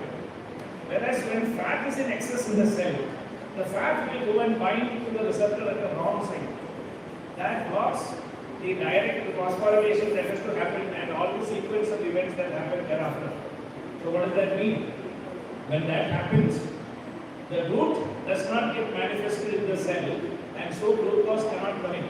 So insulin has gone and bound to the initial receptor, but the next chain, which is the IRS, is not working properly because of dysregulation due to lipids. So this, it is in fact, it is phosphorylated by other things which are a result of inflammation, which is called JNK and NKCB. This shuts down the AKP signaling, which is we found that AKP signaling is important for glucose, and that is shut down when inflammatory markers go and bind into this insulin receptor substrate. So this is what molecular biology is talking about. Does it sound similar to us? We will look at that in greater detail. Is that from an Ayurvedic point of view, are we able to correlate it to some understanding of ours we will explore? The next thing that we understand is about lipotoxicity, which means toxicity that comes from excessive fat.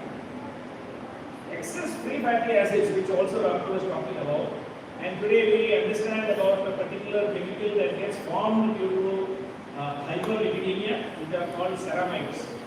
So these ceramides and diacylglyceride is another substance that is a derivative of lipid metabolism and excess carbohydrate metabolism also. So diacylglycerides and ceramides and free fatty acids from hypertrophic adipose tissue. So doctor was showing you the regular adipose tissue which did not have so much triglyceride. And later when the triglyceride actually gets accumulated in the adipose tissue, it becomes a dysfunctional adipose tissue and starts creating these toxic substances which we are talking about here, which go and then create the toxic effects of lipotoxicity. This adipose accumulates in the muscle and in the liver. So which is what he was talking about, how in the liver he was able to see fat getting accumulated. So steatotic liver disease happens as a result of adipose tissue dysfunction. So it starts with adipose tissue dysfunction, then goes into liver and muscle getting affected. So these are all how insulin resistance takes place. So insulin, even if it is there, it is not able to work because, as I said earlier, the cell membrane itself is not really putting up the glucose. Number 2, lipotoxicity, which is ceramides and free fatty acids which go into the cell, create imbalance in the same pathway. And number 3 is called metaflation. That is a new word that is getting coined. That is an inflammation which is a part of metabolism. We all know about inflammation which is very high. Is it not? In our inflammatory diseases that we treat, we look for ESR, CRP and all that in the bloodstream to see if there is inflammation. But this will not be seen at that level. You may still have a normal ESR and a CRP, but there is very subtle inflammation that is going on. Today, worldwide, one of the important markers to look for cardiac disease and for all that is high sensitivity CRP. So high sensitivity CRP is a thing that denotes very mild metabolic related inflammation. It is not a gross inflammation, it's a very subtle inflammation that is working throughout the body. There's a whole mechanism of how that is happening is already being understood, and that is also part of the glucose metabolism effect. So this is called as a metaflation or inflammation caused due to metabolic defect. And the fourth axis by which insulin resistance happens is through the gut dysbiosis. So doctor was talking very elaborately about that as the fundamental thing. So I think this is one of the areas which is really opening up a lot of prestige for us as Ayurvedic doctors. In fact, in the area of neurology, I think earlier this thing came out that most of the degenerative neurological diseases are a result of gut dysbiosis. And I know of Professor Schultek from University of Göttingen in Germany, who has got so fascinated with this idea that Ayurveda is the only science in the world which spoke about treating the colon for a neurological disease. So much so that they picked up two Ayurvedic doctors from India as research assistants and he's doing work. And he is now spreading how our Vasti and Nasya is able to help neurodegenerative diseases improve. So he is able to demonstrate that because he said this is the only science in the world which says you treat your intestine for a neurological disease. And now the very predominant concept is that it's all derived from gut dysbiosis. What do we mean by that? There are the useful bacteria. We know that there are more than 1 trillion bacteria inhabiting our intestines. In fact, we may have more bacteria than we have our own cells inhabiting our gut. And the good health of those bacteria really determine the sort of health that we will enjoy. Health, longevity, and you name it, it's all now connected to the gut. And that dysbiosis is now understood to be a very important factor in causation of insulin resistance as well. Okay, there are several technical terms here which I have sort of with the full forms of the abbreviation. I have expanded the abbreviation. So these are the four pillars that are today understood as the pathophysiological basis of insulin resistance. So now let us look at some of the mechanical shifts, mechanistic shifts as lipotoxicity breakthrough. These are things that have happened very recently, what should be understood now. Systemic driver. What is driving this systemic inflammation? Excess circulating free fatty acids from hypertrophied adipose tissue, which we spoke about earlier. Next is the skeletal muscle ASAHKO data strongly evidence that ceramide drives whole body insulin resistance. As I told you, ceramides are chemicals that are formed from lipid metabolism format. And these ceramides, once they go into the cell, they block this direct pathway of ATP, and therefore the group transport mechanism is blocked, leading to insulin resistance. So this whole pathway has been very beautifully understood today, and this is supposed to be one of the major pathways which are resulting in insulin resistance. So liver-derived DAG impair insulin receptor kinases via PKC activation. Again, that's all the molecular pathway. I don't think I have the time or we don't need to know all of that. Just suffice to understand that too much lipids in the system. I think that's again a situation where we need to be extremely proud of our understanding of Prameha as a Melo Dushti. So such a beautiful, so simply they have put it through. Today we have all the molecular biology evidences to show why exactly it is a Melo Dushti or Melo Dushti. So Melo act as the ceramides. So what are they doing? They are preventing the action of the group can be correlated with the Srodha. I think this is what our Shastra has mentioned when they say Srodha. So the channels are being blocked by our own internal mechanisms, and what is known to cause Srodha, what is Medas and another one is Ama. Is it not? Ama Medo, Ayam Kapaja. These are three things that are supposed to cause the Medo Dhatu Avarana and cause these sort of diseases according to Ayurveda. This is exactly what the latest research in modern molecular biology is showing us as the fundamental cause of diabetes, and especially insulin resistance, which is the mother of diabetes. So where excessive poor quality Medas, which generates cleda, which is the anhydrous metabolic waste, when these modern equivalents of cleda accumulate ectopically, that is other than in the adipose tissue, they go out in the form of ceramides, in the form of DAG, and beta cell lipotoxicity also. Even directly the pancreas is also affected by this lipotoxicity, and it progresses towards Vadaja Prameha. So the lipids are now clearly known to have a problem of insulin resistance as well as directly being toxic to the pancreatic beta cells. molecular mechanisms behind all that have been already beautifully explained. So the ceramide mediated signaling blockade. So the insulin binding, if a normal receptor activates, as we saw earlier, the PI3K and AKT cascade, which is supposed to trigger the group. Whereas ceramide blocks this one. The ceramides, which are a result of lipid metabolic defects, actually block the AKT, which is inactivated, and that results in group 4 blockage. So the exact molecular pathway by which lipids are blocking insulin sensitivity is very clearly understood. This mechanism, which ceramides activate PP2A, which splits the phosphate groups from AKT and goes to the there are which serine group, because there are too much of biochemistry. But the crux of the matter is fats creates Rota at the molecular level, and that is already beautifully demonstrated through molecular parameters.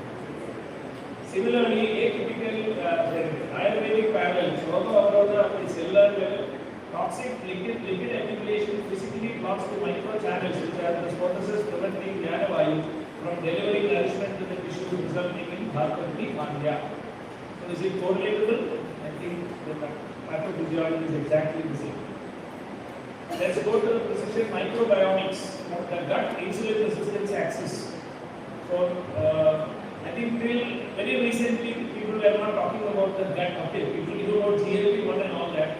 How the microbiome in the gut is directly connected to insulin resistance was not spoken about very loudly till very recently.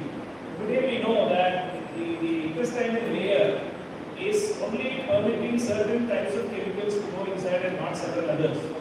Today we know that there are two categories of microorganisms in the intestines, out of which the muciniphila is a group which is supposed to be very, very important in protecting the mucin layer of the intestines, which keeps the infectivity of the gut. Thereby it prevents the absorption of several toxic, the bacterial toxins that are generated in the gut are not permitted to go into the tissue because of what is known as a tight junction. Between the cells in the intestines, the junctions are covered by this mucin, which prevents the uptake of very toxic substances like LPS. So LPS are lipopolysaccharides, which means combinations of polysaccharides and fats. So these are extremely toxic substances which they get into the bloodstream. So this is prevented by a good mucilage which is there in the gut. Whereas if this type of bacteria are depleted from the intestine, they interfere with the mucin production, and thereby the integrity of the cell lining of the gut is lost, leading to the LPS internalization into the bloodstream, which then leads to directly triggering the toll-like receptors, they are called TLRs, which are the things which trigger the immune system. The TLRs are triggered by the lipopolysaccharides. They set off an inflammatory response in the body, leading to the triggering of the TNF alpha, interleukin 6, and so on and so forth, leading to a full-fledged inflammatory pathway. But it's not a gross inflammation like what happens in a systemic infection or whatever. It is this meta-inflammation, as I spoke about, small disease. Whereas at the beta cell level, this itself is directly responsible for the destruction of the beta cells, because it triggers an immune response against the beta cells in the pancreas. So this is one of the ways in which the gut microbiome directly plays a role in insulin resistance. And the other thing is toxic metabolites. Elevated PMOA or imidazole propionate directly impacts insulin signaling pathways. This is another toxic thing that comes from gut dysbiosis, and that also affects this. The third thing is incretin suppression, which is what Doctor was speaking about, how the GLA that is getting suppressed, how the GLP's production from the intestines are also getting suppressed by these mechanisms. So reduced SCFA or the other activation, which is blunting the endogenous GLP-1 release. So we all know that GLP-1 is the one that gives us a sense of fulfillment. We feel, I have had enough food, is it not? They say, why should you eat slowly? Why not fast? I have realized if you addict to the gets away. Beautiful. Because GLP has to be secreted, it has to reach the brain and create a sense of satiety. If you are gulping down food, you are not giving time For this DMP to go in signal to your brain, the rank full, so you don't know when to stop. By the time you stop, you're already overeating. So that's why they say you have to eat slowly. If you want to lose weight, eating very slowly is a strategy. Because by the time you have full DMP, you would have triggered the satiety center in the brain. So now all the principles that have been mentioned in Ayurveda are beautifully possible to be correlated and explained using modern science. If you are ready to explore Raman, you will encounter words which are scary, but we don't know, we have never learned these words. But if you just take some time to go and dig deeper, I think as Ayurvedic doctors, we have no reason why we should be unable to present the Ayurvedic wisdom to a scientific community wherever in the world. We don't have to be scared about facing modern scientists. It's very much possible to explain the beauty of our science to an absolutely modern perspective. So we can now understand that Janarak, Mandya leading to Ama. So we said things which are not supposed to get into the bloodstream are going, that is the Ama. Maybe our lipopolysaccharides are one form of Ama. I'm not saying that's the only form of Ama, but there are several forms. We say that Annamatimapaditam, Dushkamama, Sejatam, Rasamama, Prakshita. So from that point of view, LPS may be one of that components which are now responsible for these problems. And Namavisha, we speak about Namavisha, which is the systemically triggered endotoxemia. So when a lot of this is happening, the entire system gets into a chronic inflammatory phase, which is the cause of all these degenerative diseases, including cardiovascular disease. Today we know cardiovascular disease is not a lipid disease alone, it is an inflammatory disease. It's an immune-mediated disease and all of that. So we understand it in a more holistic perspective today. The inflammatory bridge, metabolic stress plus beta cell failure. So visceral adiposity produces LPS, which in turn triggers this receptor called TXNIP, which then in turn triggers the NLRP3, which is known as the inflammasome, and that leads to beta cell apoptosis. So this is exactly the mechanism by which the lipids or the gut dysbiosis directly leads to damage of the pancreas. So I don't know, doctor, whether that was observed in your study when you were inducing lipotoxicity through high-fat diet. Maybe it will be interesting to know if there was also pancreatic damage, whether there was some immune-mediated damage to the beta cells. So this is something that will be explained through some work that I come across. And so now we know the four basic pathophysiology mechanisms of IR. And today let us also explore whether there is evidence for any of our herbs which are known to be the most effective. What does Ayurveda talk about when we say, which are the agriculturals? If you look at the hypoglycemic effect, hardly anything. If you look at curcumin or you look at turmeric and Nisha or Amaliki, as a hypoglycemic agent, you will hardly find anything. There is very little effect as a hypoglycemic agent. But is it a drug for insulin resistance? Oh my God, unbelievable evidence that it does wonders to insulin resistance in patients. There is overwhelming evidence of how it works. So one is curcumin, the potent AMPK activator. So this is another mechanism. AMPK is one of the mechanisms through which the body can bypass the group and still take in glucose. So this is like creating a bypass for that mechanism. So on one side, curcumin directly supports the lipotoxicity, prevents the lipotoxicity from going and damaging the IRS2. At the same time, it also creates an alternate channel for glucose to enter into the cells, thereby at least restoring a lot of the glucose availability for the cells. So curcumin is a wonder drug there. It suppresses the JNK and IKK beta stress kinases that impair IRS phosphorylation. That's what I said. On one side, it prevents that damage from the lipids and the ceramides that are actually attacking the cell, and it enhances insulin-stimulated AK2 activation, partially bypassing ceramide blockage. Classical Charakism is that. So we all know the importance of Nisha in Pramena. That's the molecular evidence of Nisha. Then we come to buccal steroids. So this is something that I found very interesting. In fact, by instinct, when I look at the most satisfying thing that happened to me was when I was looking at how we had formulated this new formula, which is doing wonders in insulin resistance. when I look at that, we found that all the ingredients which are there are actually got such validated specific action. For example, Kukulu, we hardly find in many of our Karakatirani does have Kukulu. Visakhapatnam doesn't seem to have. But Kukulu is there in that, and we now know that glucosterols are natural PPAR agonists. So PPAR agonist is a very important thing to upregulate the group 4. So it is a nuclear receptor which when triggered, that creates the additional recruitment of group molecules to the cell surface.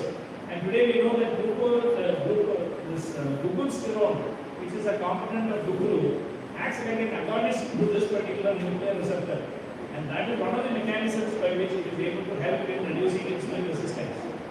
It promotes healthy adipogenesis also. So that is another very important thing. That's a very interesting thing. One side we talk about Kukulu as an anti-fat.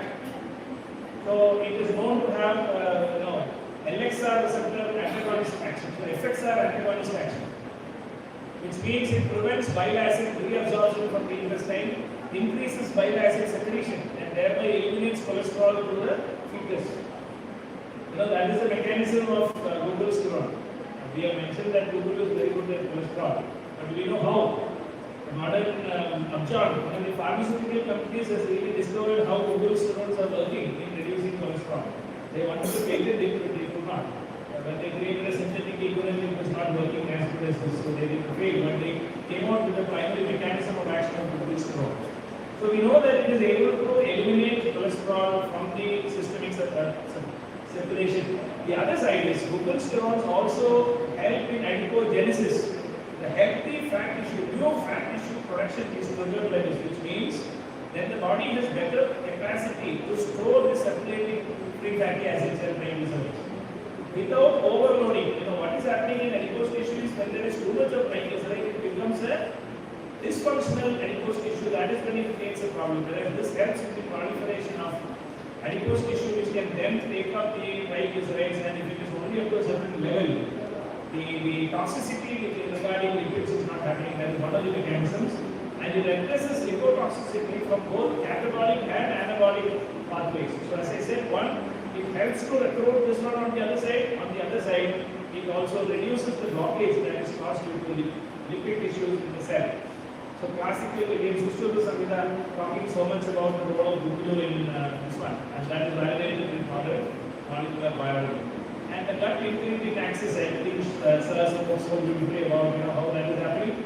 We know today that Eugenia jambolana and Empirica officinalis, which is Amaliki and Jambu, both of them are known to have enzyme inhibition. Bioactive tannins and phenolics, which are present in these two, inhibit alpha amylase as well as alpha glucosidase. These are two enzymes which break down carbohydrates into easily absorbable substrates, and these two enzymes, when they are blocked by these chemicals, it slows down the glucose release into the bloodstream. That is one of, it's not a very profound action, but it's a very mild action in how it helps. And naturally delaying carbohydrate breakdown and blunting of the postprandial glucose exertion. So these are effects that are already known. And GLP-1 secretagogue, as doctor was already saying, oxidative degradation products stimulate dose-dependent GLP-1 release from the enteroendocrine L cells. So curcumin again has been shown to be very effective as a GLP-1 secretagogue. Then we have the DPP-4 inhibition action, which also doctor was talking about, attributed to curcumin very strongly. Unfortunately, I didn't when we were before that. Maybe I could have added those components also of Visakhapatnam and stuff like that. But and beta cell preservation and metafloration defense. We all know that Pyrocarpus marsupium or asana is considered one of the very important drugs. Epicatechins, a category of phytochemicals present in VSR, actively regenerate pancreatic beta cells. Of course, this is not very high quality evidence. It is borderline evidence. There is something reported by an animal study by Chakravarti et al. The level of evidence is not considered extremely great, but at least there is some claim that it is beta cell regenerative in nature. Then Nizamaliki, our classic duo, Amaliki blocks AGE formation. I am sure you have spoken about AGE already today. Advanced glycation end products. So all the complications that arise from diabetes are primarily mediated. One of the major components that mediates the problem is AGE or advanced glycation end products, which means proteins to which non-enzymatically this glucose gets bound to those proteins, damaging their structure temporarily or over a long period of time permanently. And once the permanent damage happens, that is what damages the endothelial cells and causes microvascular damage and so on and so forth. So the endocrine complications of diabetes are primarily mediated through AGE formation. And curcumin activates NRF2 antioxidant defense and inhibits enough kappa is one of the top level pro-inflammatory cytokine cascades, and this is known to inhibit enough kappa inflammatory cascade driving NLRP3 assembly. So these are very, very important things in preventing the endocrine complications and in preserving the beta cell dysfunction. So we said the lipid toxicity directly is toxic to the beta cell. So Disha could probably be protecting our pancreas against the ill effects of these inflammatory pathways. So that is this combination effectively proves that according to Ayurveda, bringing down the inflammation and preventing metabolic dysfunction. Amali we know is one of the most anti-inflammatory drugs which can be used in every situation. And preventing it from going into the Vata Prameha, which is why I think they have given the most important position to Disha and Amali as Neheshu Dhatri Dishe. So it is not as an anti-hyperglycemic agent or a hypoglycemic agent, but the biggest protector of the pancreas and the endocrines from complications from diabetes, because they are rasayanas also. Restoring the gut barrier and microbiome composition. So Triphala, the polyphenols selectively enrich the bifidobacteria. So I talked about there are the two categories of bacteria. One which is little harmful, which is not very good, whereas the bifidobacteria are the ones which are protective. So Triphala is known to selectively enrich the bifido species within the gut. So thereby it restores the dysbiosis into a better stage, and it also positively influences the mucinophilia, which I spoke about earlier, which protects the mucin layer of the large intestine, preserving the gut integrity. Increased luminal butyrates reinforce barrier integrity. Again, the other thing is these bacteria produce different chemicals which they use to help the gut lining, whereas butyrate is the output of the bifidobacteria. And this is one thing that strengthens the gut layer, preventing the toxic substances from entering into systemic circulation. So it strengthens the tight junctions and simulates mucin turnover. So this is the classical Trudosha Samana effect of Triphala is what we can assume, because it corrects any toxin from entering into the system through the gut route. And then we have Daru Haridra, another component of Kataka Dhiradi Kasayam. Berberin is known to reduce the formiculates, which is the harmful type of bacteria. Not that they are totally not supposed to be there, they are supposed to be there, but not supposed to dominate the microflora in the intestine. So this is one of the ratios which people are looking for. Firmicutes versus the bifidobacteria, this ratio is supposed to be preserved, which is very important. This ratio, if it is in favor of the firmicutes, it is known to be a marker of metabolic syndrome today. And I don't know how many of you have heard about, they did an experiment where they transplanted fetus with this particular thing into a mice, and those mice immediately developed metabolic syndrome. So they could show that this particular bacteria in the gut is directly responsible for lipid toxicity and diabetes. Poor oral bioavailability, but berberin has a poor oral bioavailability. Everybody talks about that. But see how beautiful it is. This particular drug is not meant for oral bioavailability. It is supposed to be in the lumen, because that is where it works. So all the companies are trying to increase bioavailability of berberin. And that's a foolish strategy, because berberin is supposed to be in the lumen and not going to the bloodstream. It has got some positive effects even if it goes. About 5% goes into the bloodstream. There it has got a protective effect. But remaining in the lumen, it has got an even better role in changing the gut dysbiosis. I hope by now you are quite amazed with what As we are going out of running short of time, so can you please complete the session? I think I am done. I think just a few more things. I will end up the slide. I will leave it with you. You can go through that. How each of these have got so many studies that are there, and what is the level of evidence for each of these drugs and these herbs. And then at the same time, I also want to put out there have also been some safety warnings that have come when you are using these herbs in association with other drugs, how it is likely to interfere with the other drugs. This is also being studied and reported. You can go through it at leisure. So when we are giving glucosidone, chlorine or curcumin in a very active biodose, not probably in a dose at which we are giving them, I don't see any safety issue. Purified curcumin, if it is made extremely bioavailable, it can interfere with allopathic medicines like metformin, warfarin, etc. And so the dosage has to be very quickly activated, otherwise it can cause hypoglycemia.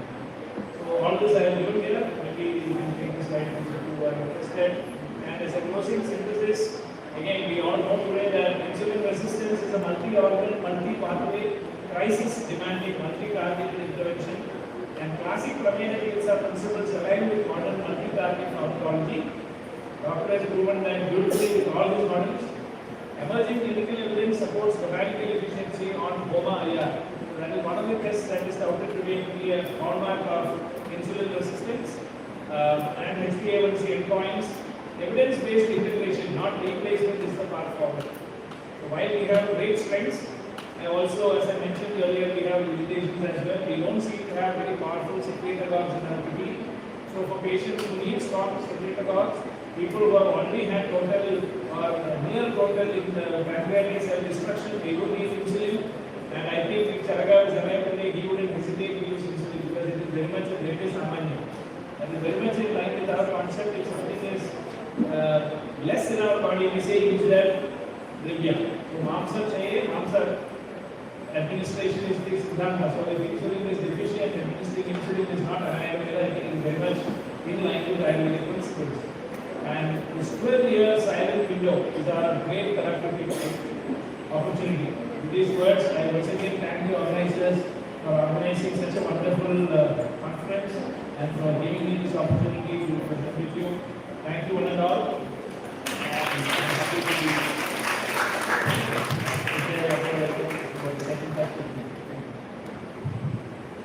We sincerely thank you, sir, for that engaging and thought-provoking session. Attendees who have queries, may please note them on a paper and hand them over to the volunteers. May I now request the moderator, Dr. Srikumar sir, to discuss the queries before by our participants.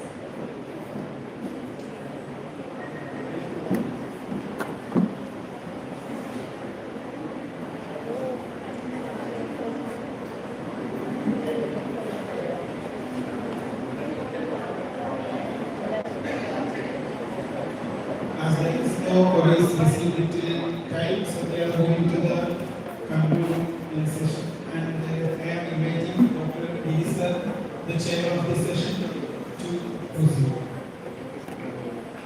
Thank you, Dr. Srikumar. Good evening, all. As I know that is too, we are running out of time, but being a chair, I would like to leave one or two important areas. Dr. Vishnu sir and Dr. Ramesh has done very well. I am not going to go to the details, but one thing, homeopathy usually we has discussed as usually we discuss as robust dosha. Dosha to dosha is something that it's on the basis of dosha only we use the concept of homeostasis. Then Vedidriva Shreshmi Ego Megathavada Nan. So Vedidriva Shreshma is there, still there is a Vada is there. So in pre-diabetes, the Purva has an important role to play. So we think that is not the Amayusha, rather Ama, actually different concept. Anyway, it has to be also mentioned. Then Agimanya has an important role to play. And nowadays a lot of youngsters are getting pre-diabetes, which is reversible because of why reversible? Because it happens only because of lifestyle modification, because the lifestyle changes that directly manipulates the head neck area actually. So due to that, it is reversible in that area, so it becomes reversible. So these are important things and we are expecting some important research areas. And anyway, in my opinion, the effect of Deepan and Pajana in microbiome that is a good area for PhD scholars. And the status of Agni, that also in relation to microbial diversity. It may be a good area. Then Veda and Ayurveda, then inflammatory biomarkers. And different type of biomarkers are also an important area. There are a lot of areas which has to be considered here, and we were developed with the help of School of Fundamental Research, the AMA grading tool. So that is in a halfway. So that also has an important role to play. So there are a lot of other biomarkers and tools are the areas. And thank you very much, and thank you for listening. Thank you.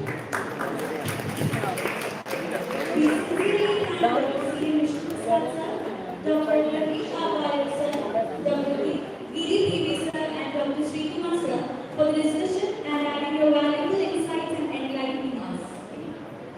With great respect and heartfelt gratitude, I invite our distinguished speaker, Dr. C. sir, to kindly come forward and receive the certificate of appreciation and memento as a token of our profound admiration and thanks. May I request Dr. HOD, Department of Ayurveda, to kindly present the stage.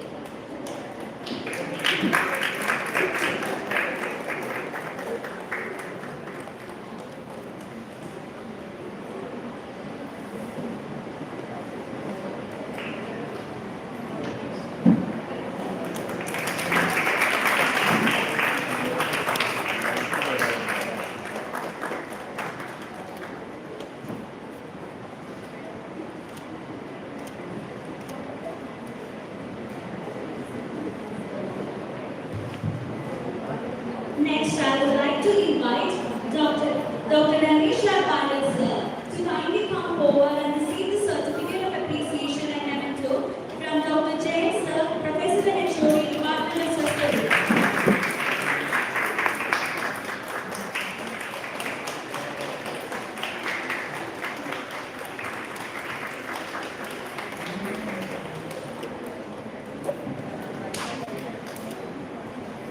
Now, I would like to invite the esteemed chair of this session, Dr. Giri sir, to receive the certificate and memento from Dr. Maya Mudana, HOD, Department of Prajna Shari.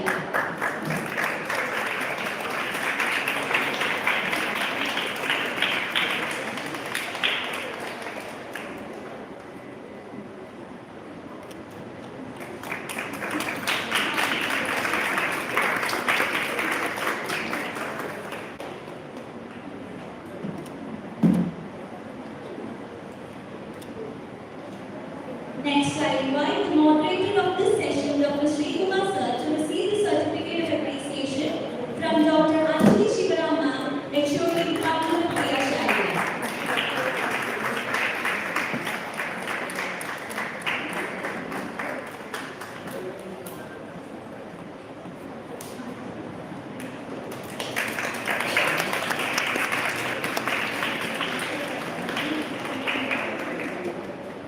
Thank you, sir. Thank you, ma'am. Now we are moving on to the valedictory function.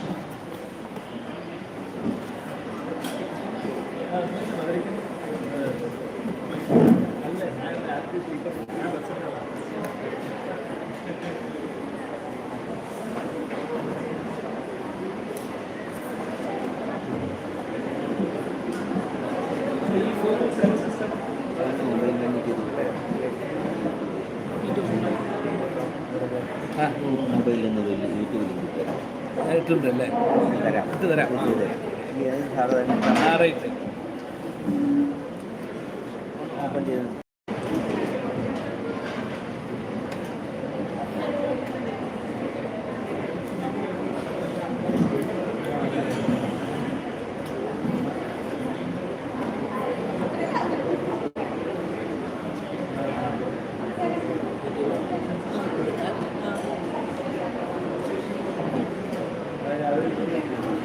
പാളി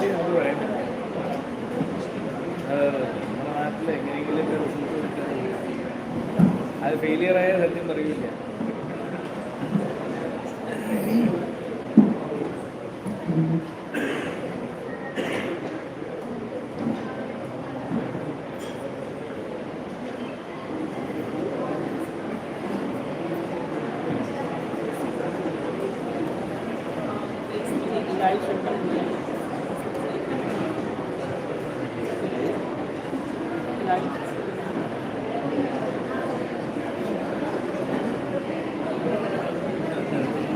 live set തുടങ്ങി ഇതിലോട്ട് നീക്കിയ ആ okay.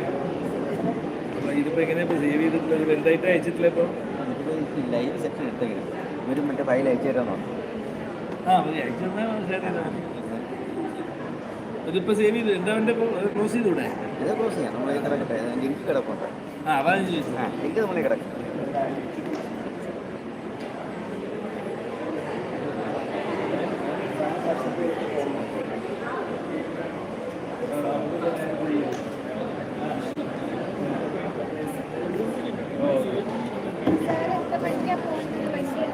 Ready കഴിഞ്ഞാൽ പോകാം.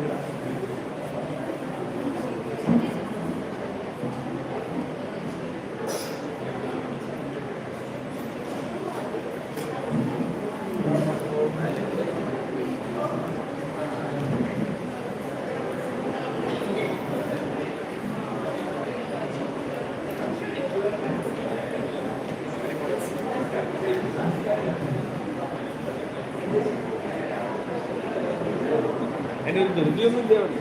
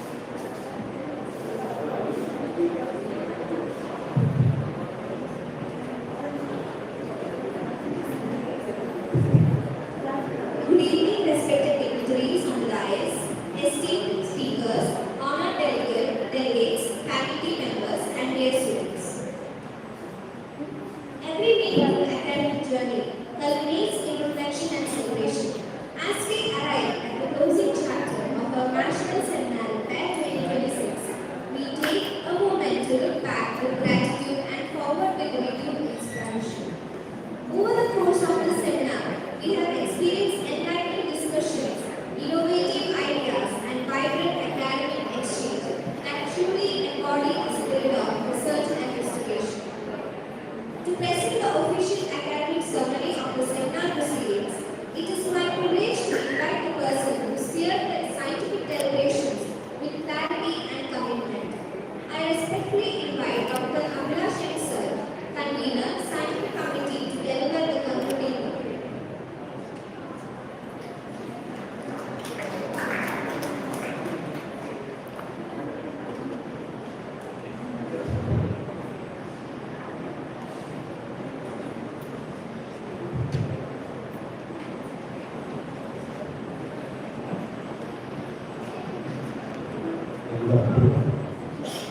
We have already concluded session of this program. For today's, for 4 days, we were having some scientific discussions, presentations, and interactions. Particularly on the topic, it's very much restricted to that topic, prediabetic and questions. So we have come across the end of this program, and we have discussed many things. Or some, I would say, many areas which were not that much researched or that much studied previously. And we had some eminent speakers, some eminent chairpersons, moderators, all over the group. And particularly the participation was very much appreciable. It's all the three, some 357 delegates were there, and including the PG scholars, UG students, house students, practitioners, faculties, all including 357 delegates were there. So we had very good interactive sessions, and some of the papers were very much means I have seen this kind of seminar previously while doing my PG in Kannur College. We had a seminar on oncology in 2006. So that period only we had discussed interactive sessions, discussed active participation were there. Means after that, a long time later, during the period of COVID, there was a break for these seminar sessions. All were inclined to online webinars and all. So the real-time interactions were missing. So here we have restarted this program, and as a part of the this is the beginning for the centenary celebration of the scientific or seminar session of the centenary celebration. So we'll be hoping to conduct many programs during this year. Hoping that, and again, to conclude the area sessions or to summarize the area sessions, I would like to the papers actually apart from one of the papers, all presenters were my choices. So that means that I was very much thanks to whether they will be having remarks were good or not. So actually this was very much appreciated because all were very eminent personalities in their particular areas. So that's why they have been selected. Then regarding this connection program, the facilities here, that was also very good. And regarding this AC, apart from some half an hour break or something, apart from that, the room was very much comfortable. And during my inaugural ceremony, I forgot to mention name of Dr. Sriraj, who helped me to got the passing this process of calculation is hard. So I mentioned Dr. Sriraj helped me to get this action from the authorities for this certification and all. Then now after this, actually this is not the end of the program. and we want to publish all these details in a survey, and we have started documenting all the details, and within 1 week we are hoping to publish that material, online as well as offline material will be published. So many of these doubts will be cleared by reading that survey. So hoping on that. Then the participation from the PG scholars. So it is to be mentioned here because all the PG scholars were very much interested in the topics and they were very much hardworking in their respective committees. I thank all of them for their hard work they have done here. Also the house surgeons and some of the UG scholars, they have worked very well to coordinate the activities and to do whatever things that are needed for that committee. Then again, hoping for similar sessions in the future, I can go to my words. Thank you. Thank you, sir, for your insightful summary and for your dedicated efforts in shaping the scientific excellence of prepared medical medicines. We would now like to invite a few of our delegates to share their valuable feedback and experience regarding the seminar. I request any of the delegates to come forward and share your feedback.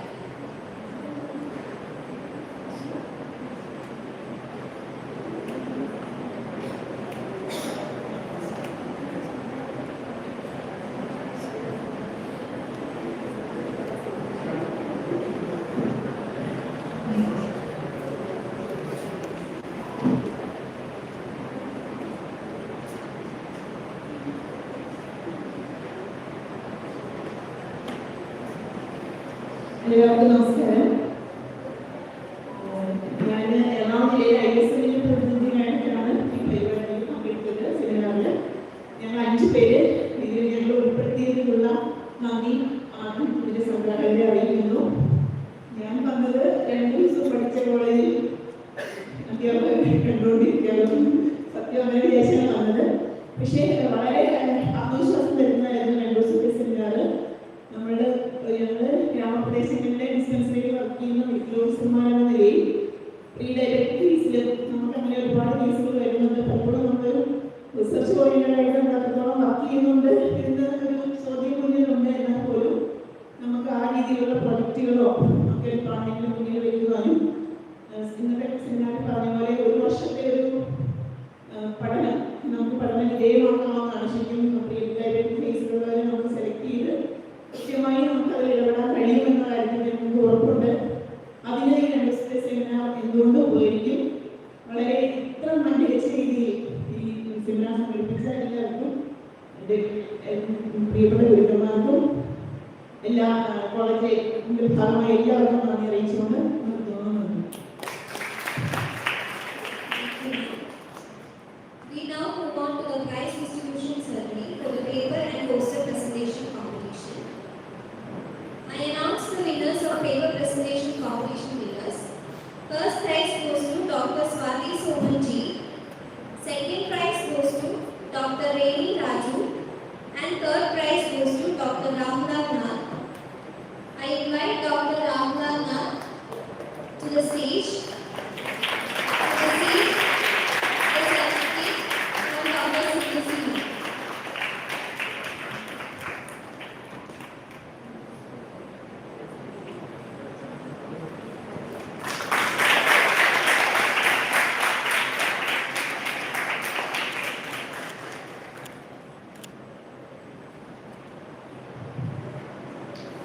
Next, for the poster presentation competition, first prize goes to Dr. Devika M. Second prize goes to Ajina Joshi. And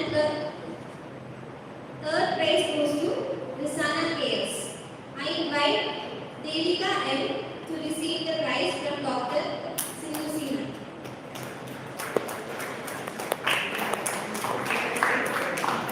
I invite Dr. Ajina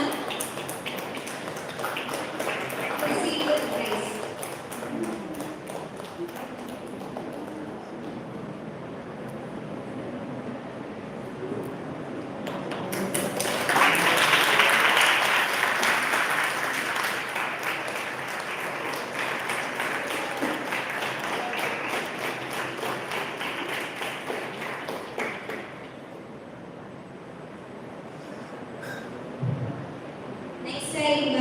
Sana KS to receive the prize from Dr. Sindhu.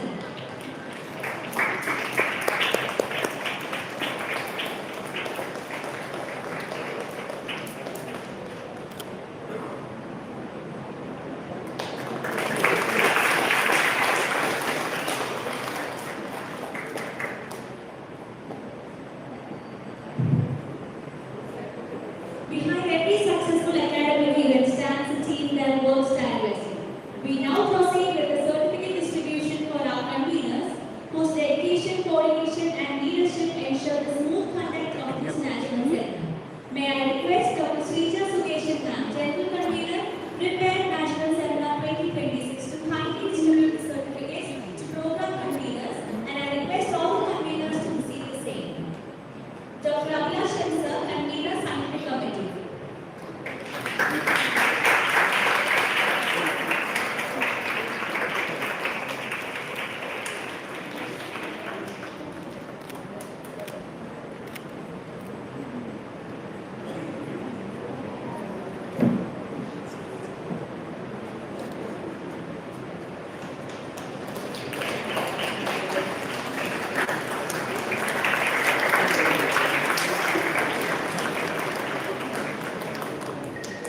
Dr. Rania Vijay Ma'am, Convener, Free Seminar Workshop.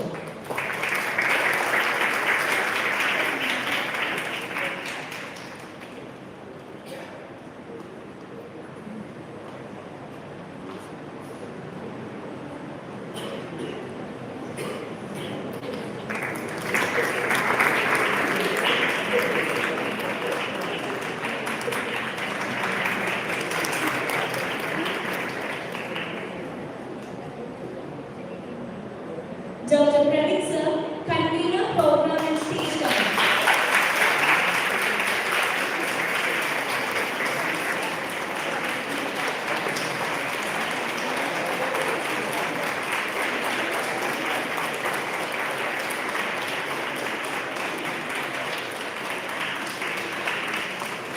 Dr. Sirosha Ma'am, Convener, Food Committee.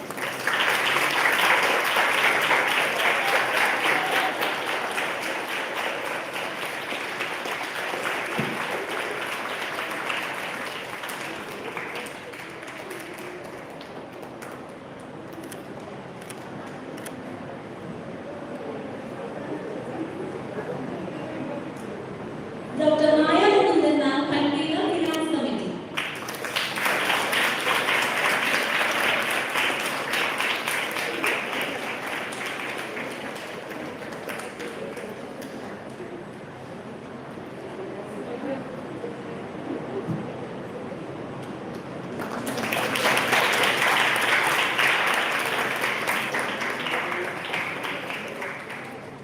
Dr. Noble Sir, Convener, Travel and Information Committee.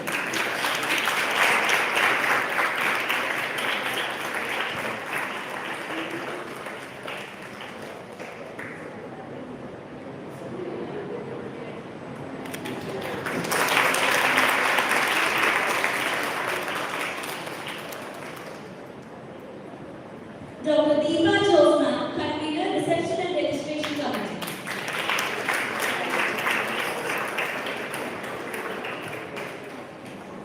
Dr. Anjali Shivaraman Ma'am, Convener, Sonia Committee.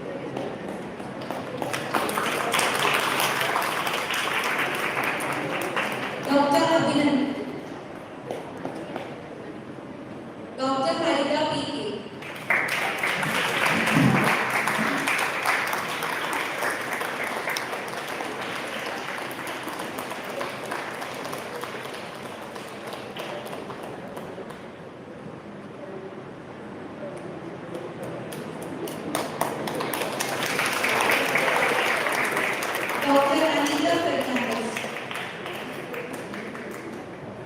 Dr. Neelima Dilip.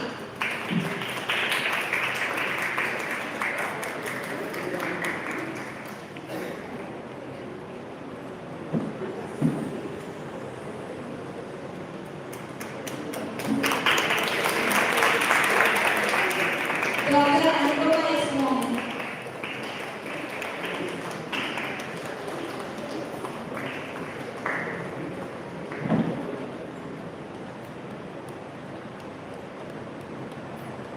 Dr. Srishma P.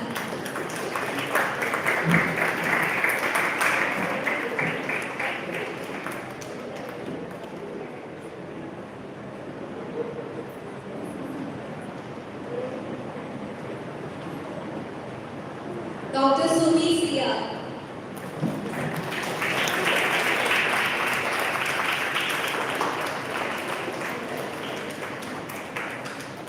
Dr. Jasmine A.B.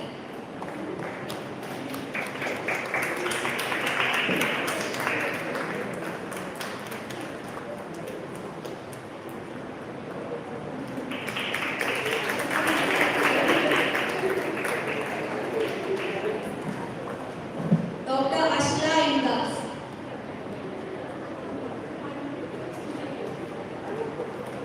Dr. Anjana.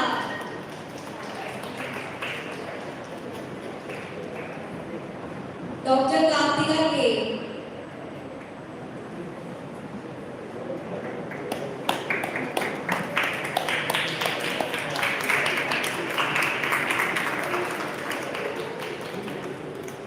Dr. Ishana Nassim.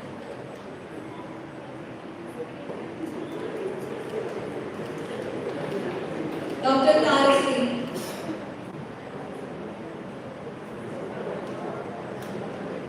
Abdul Basit.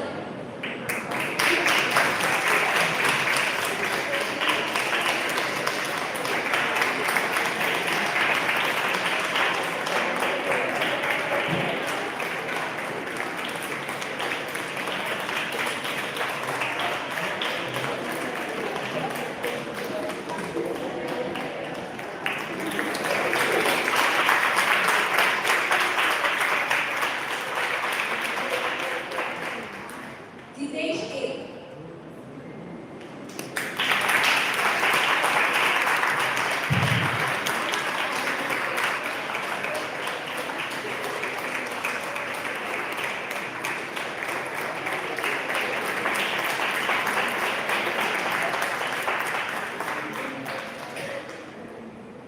Thank you, ma'am. Every successful event has a guiding force, a visionary who works tirelessly behind the curtain, turning ideas into reality. It is now my immense pleasure and privilege to invite Dr. Srija Man, the General Convener of the National Center for Pet 2026, to kindly come forward and receive the memento as the owner of our national capsule and appreciation for the ceremony of the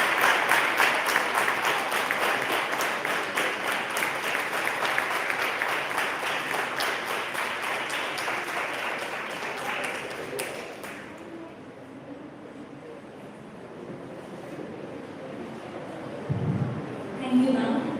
As we conclude this ceremony, let us carry forward the knowledge, inspiration, and professional bonds formed through REPAIR 2026. On behalf of the organizing committee, I extend heartfelt gratitude to our resource persons, scientific committee, organizing team, volunteers, delegates, and every individual who contributed to the success of the seminar. I now request everyone to kindly rise for the national anthem.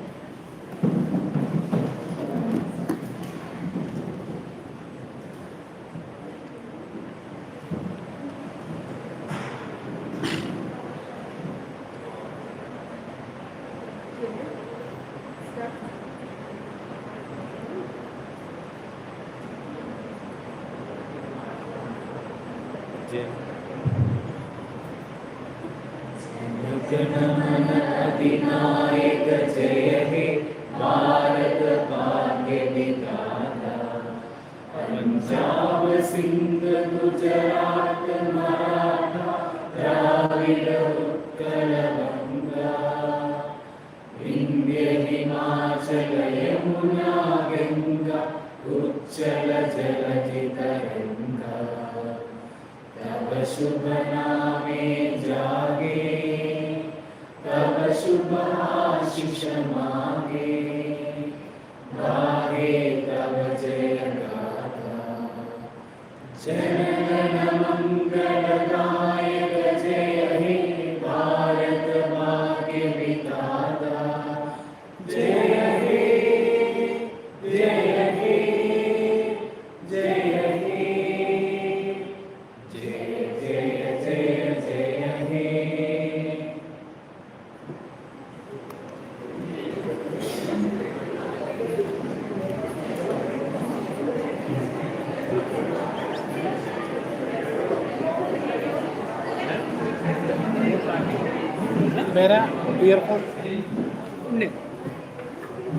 I request everyone to stay back for the photo session.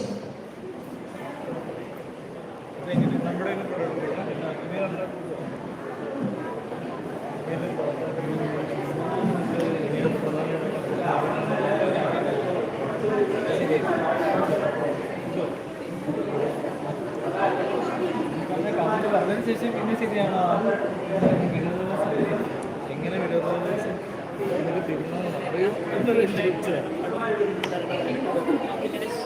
Sir കൊടുത്താൽ പോലെ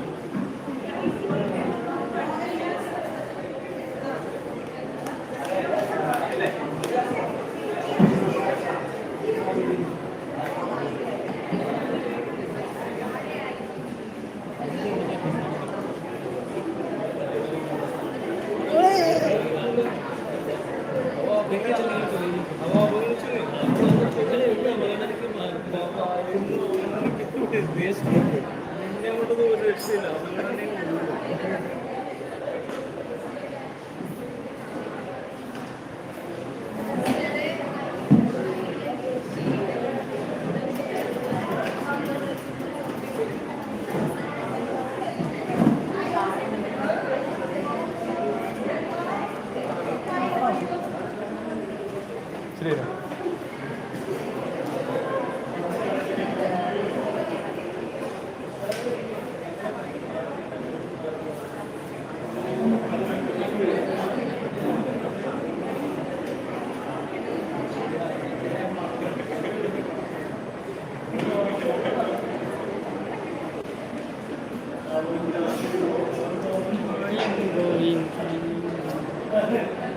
यारिല്ല ആ friends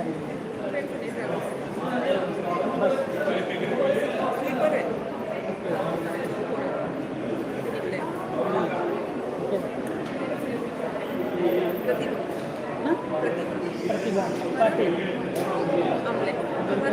सोमवार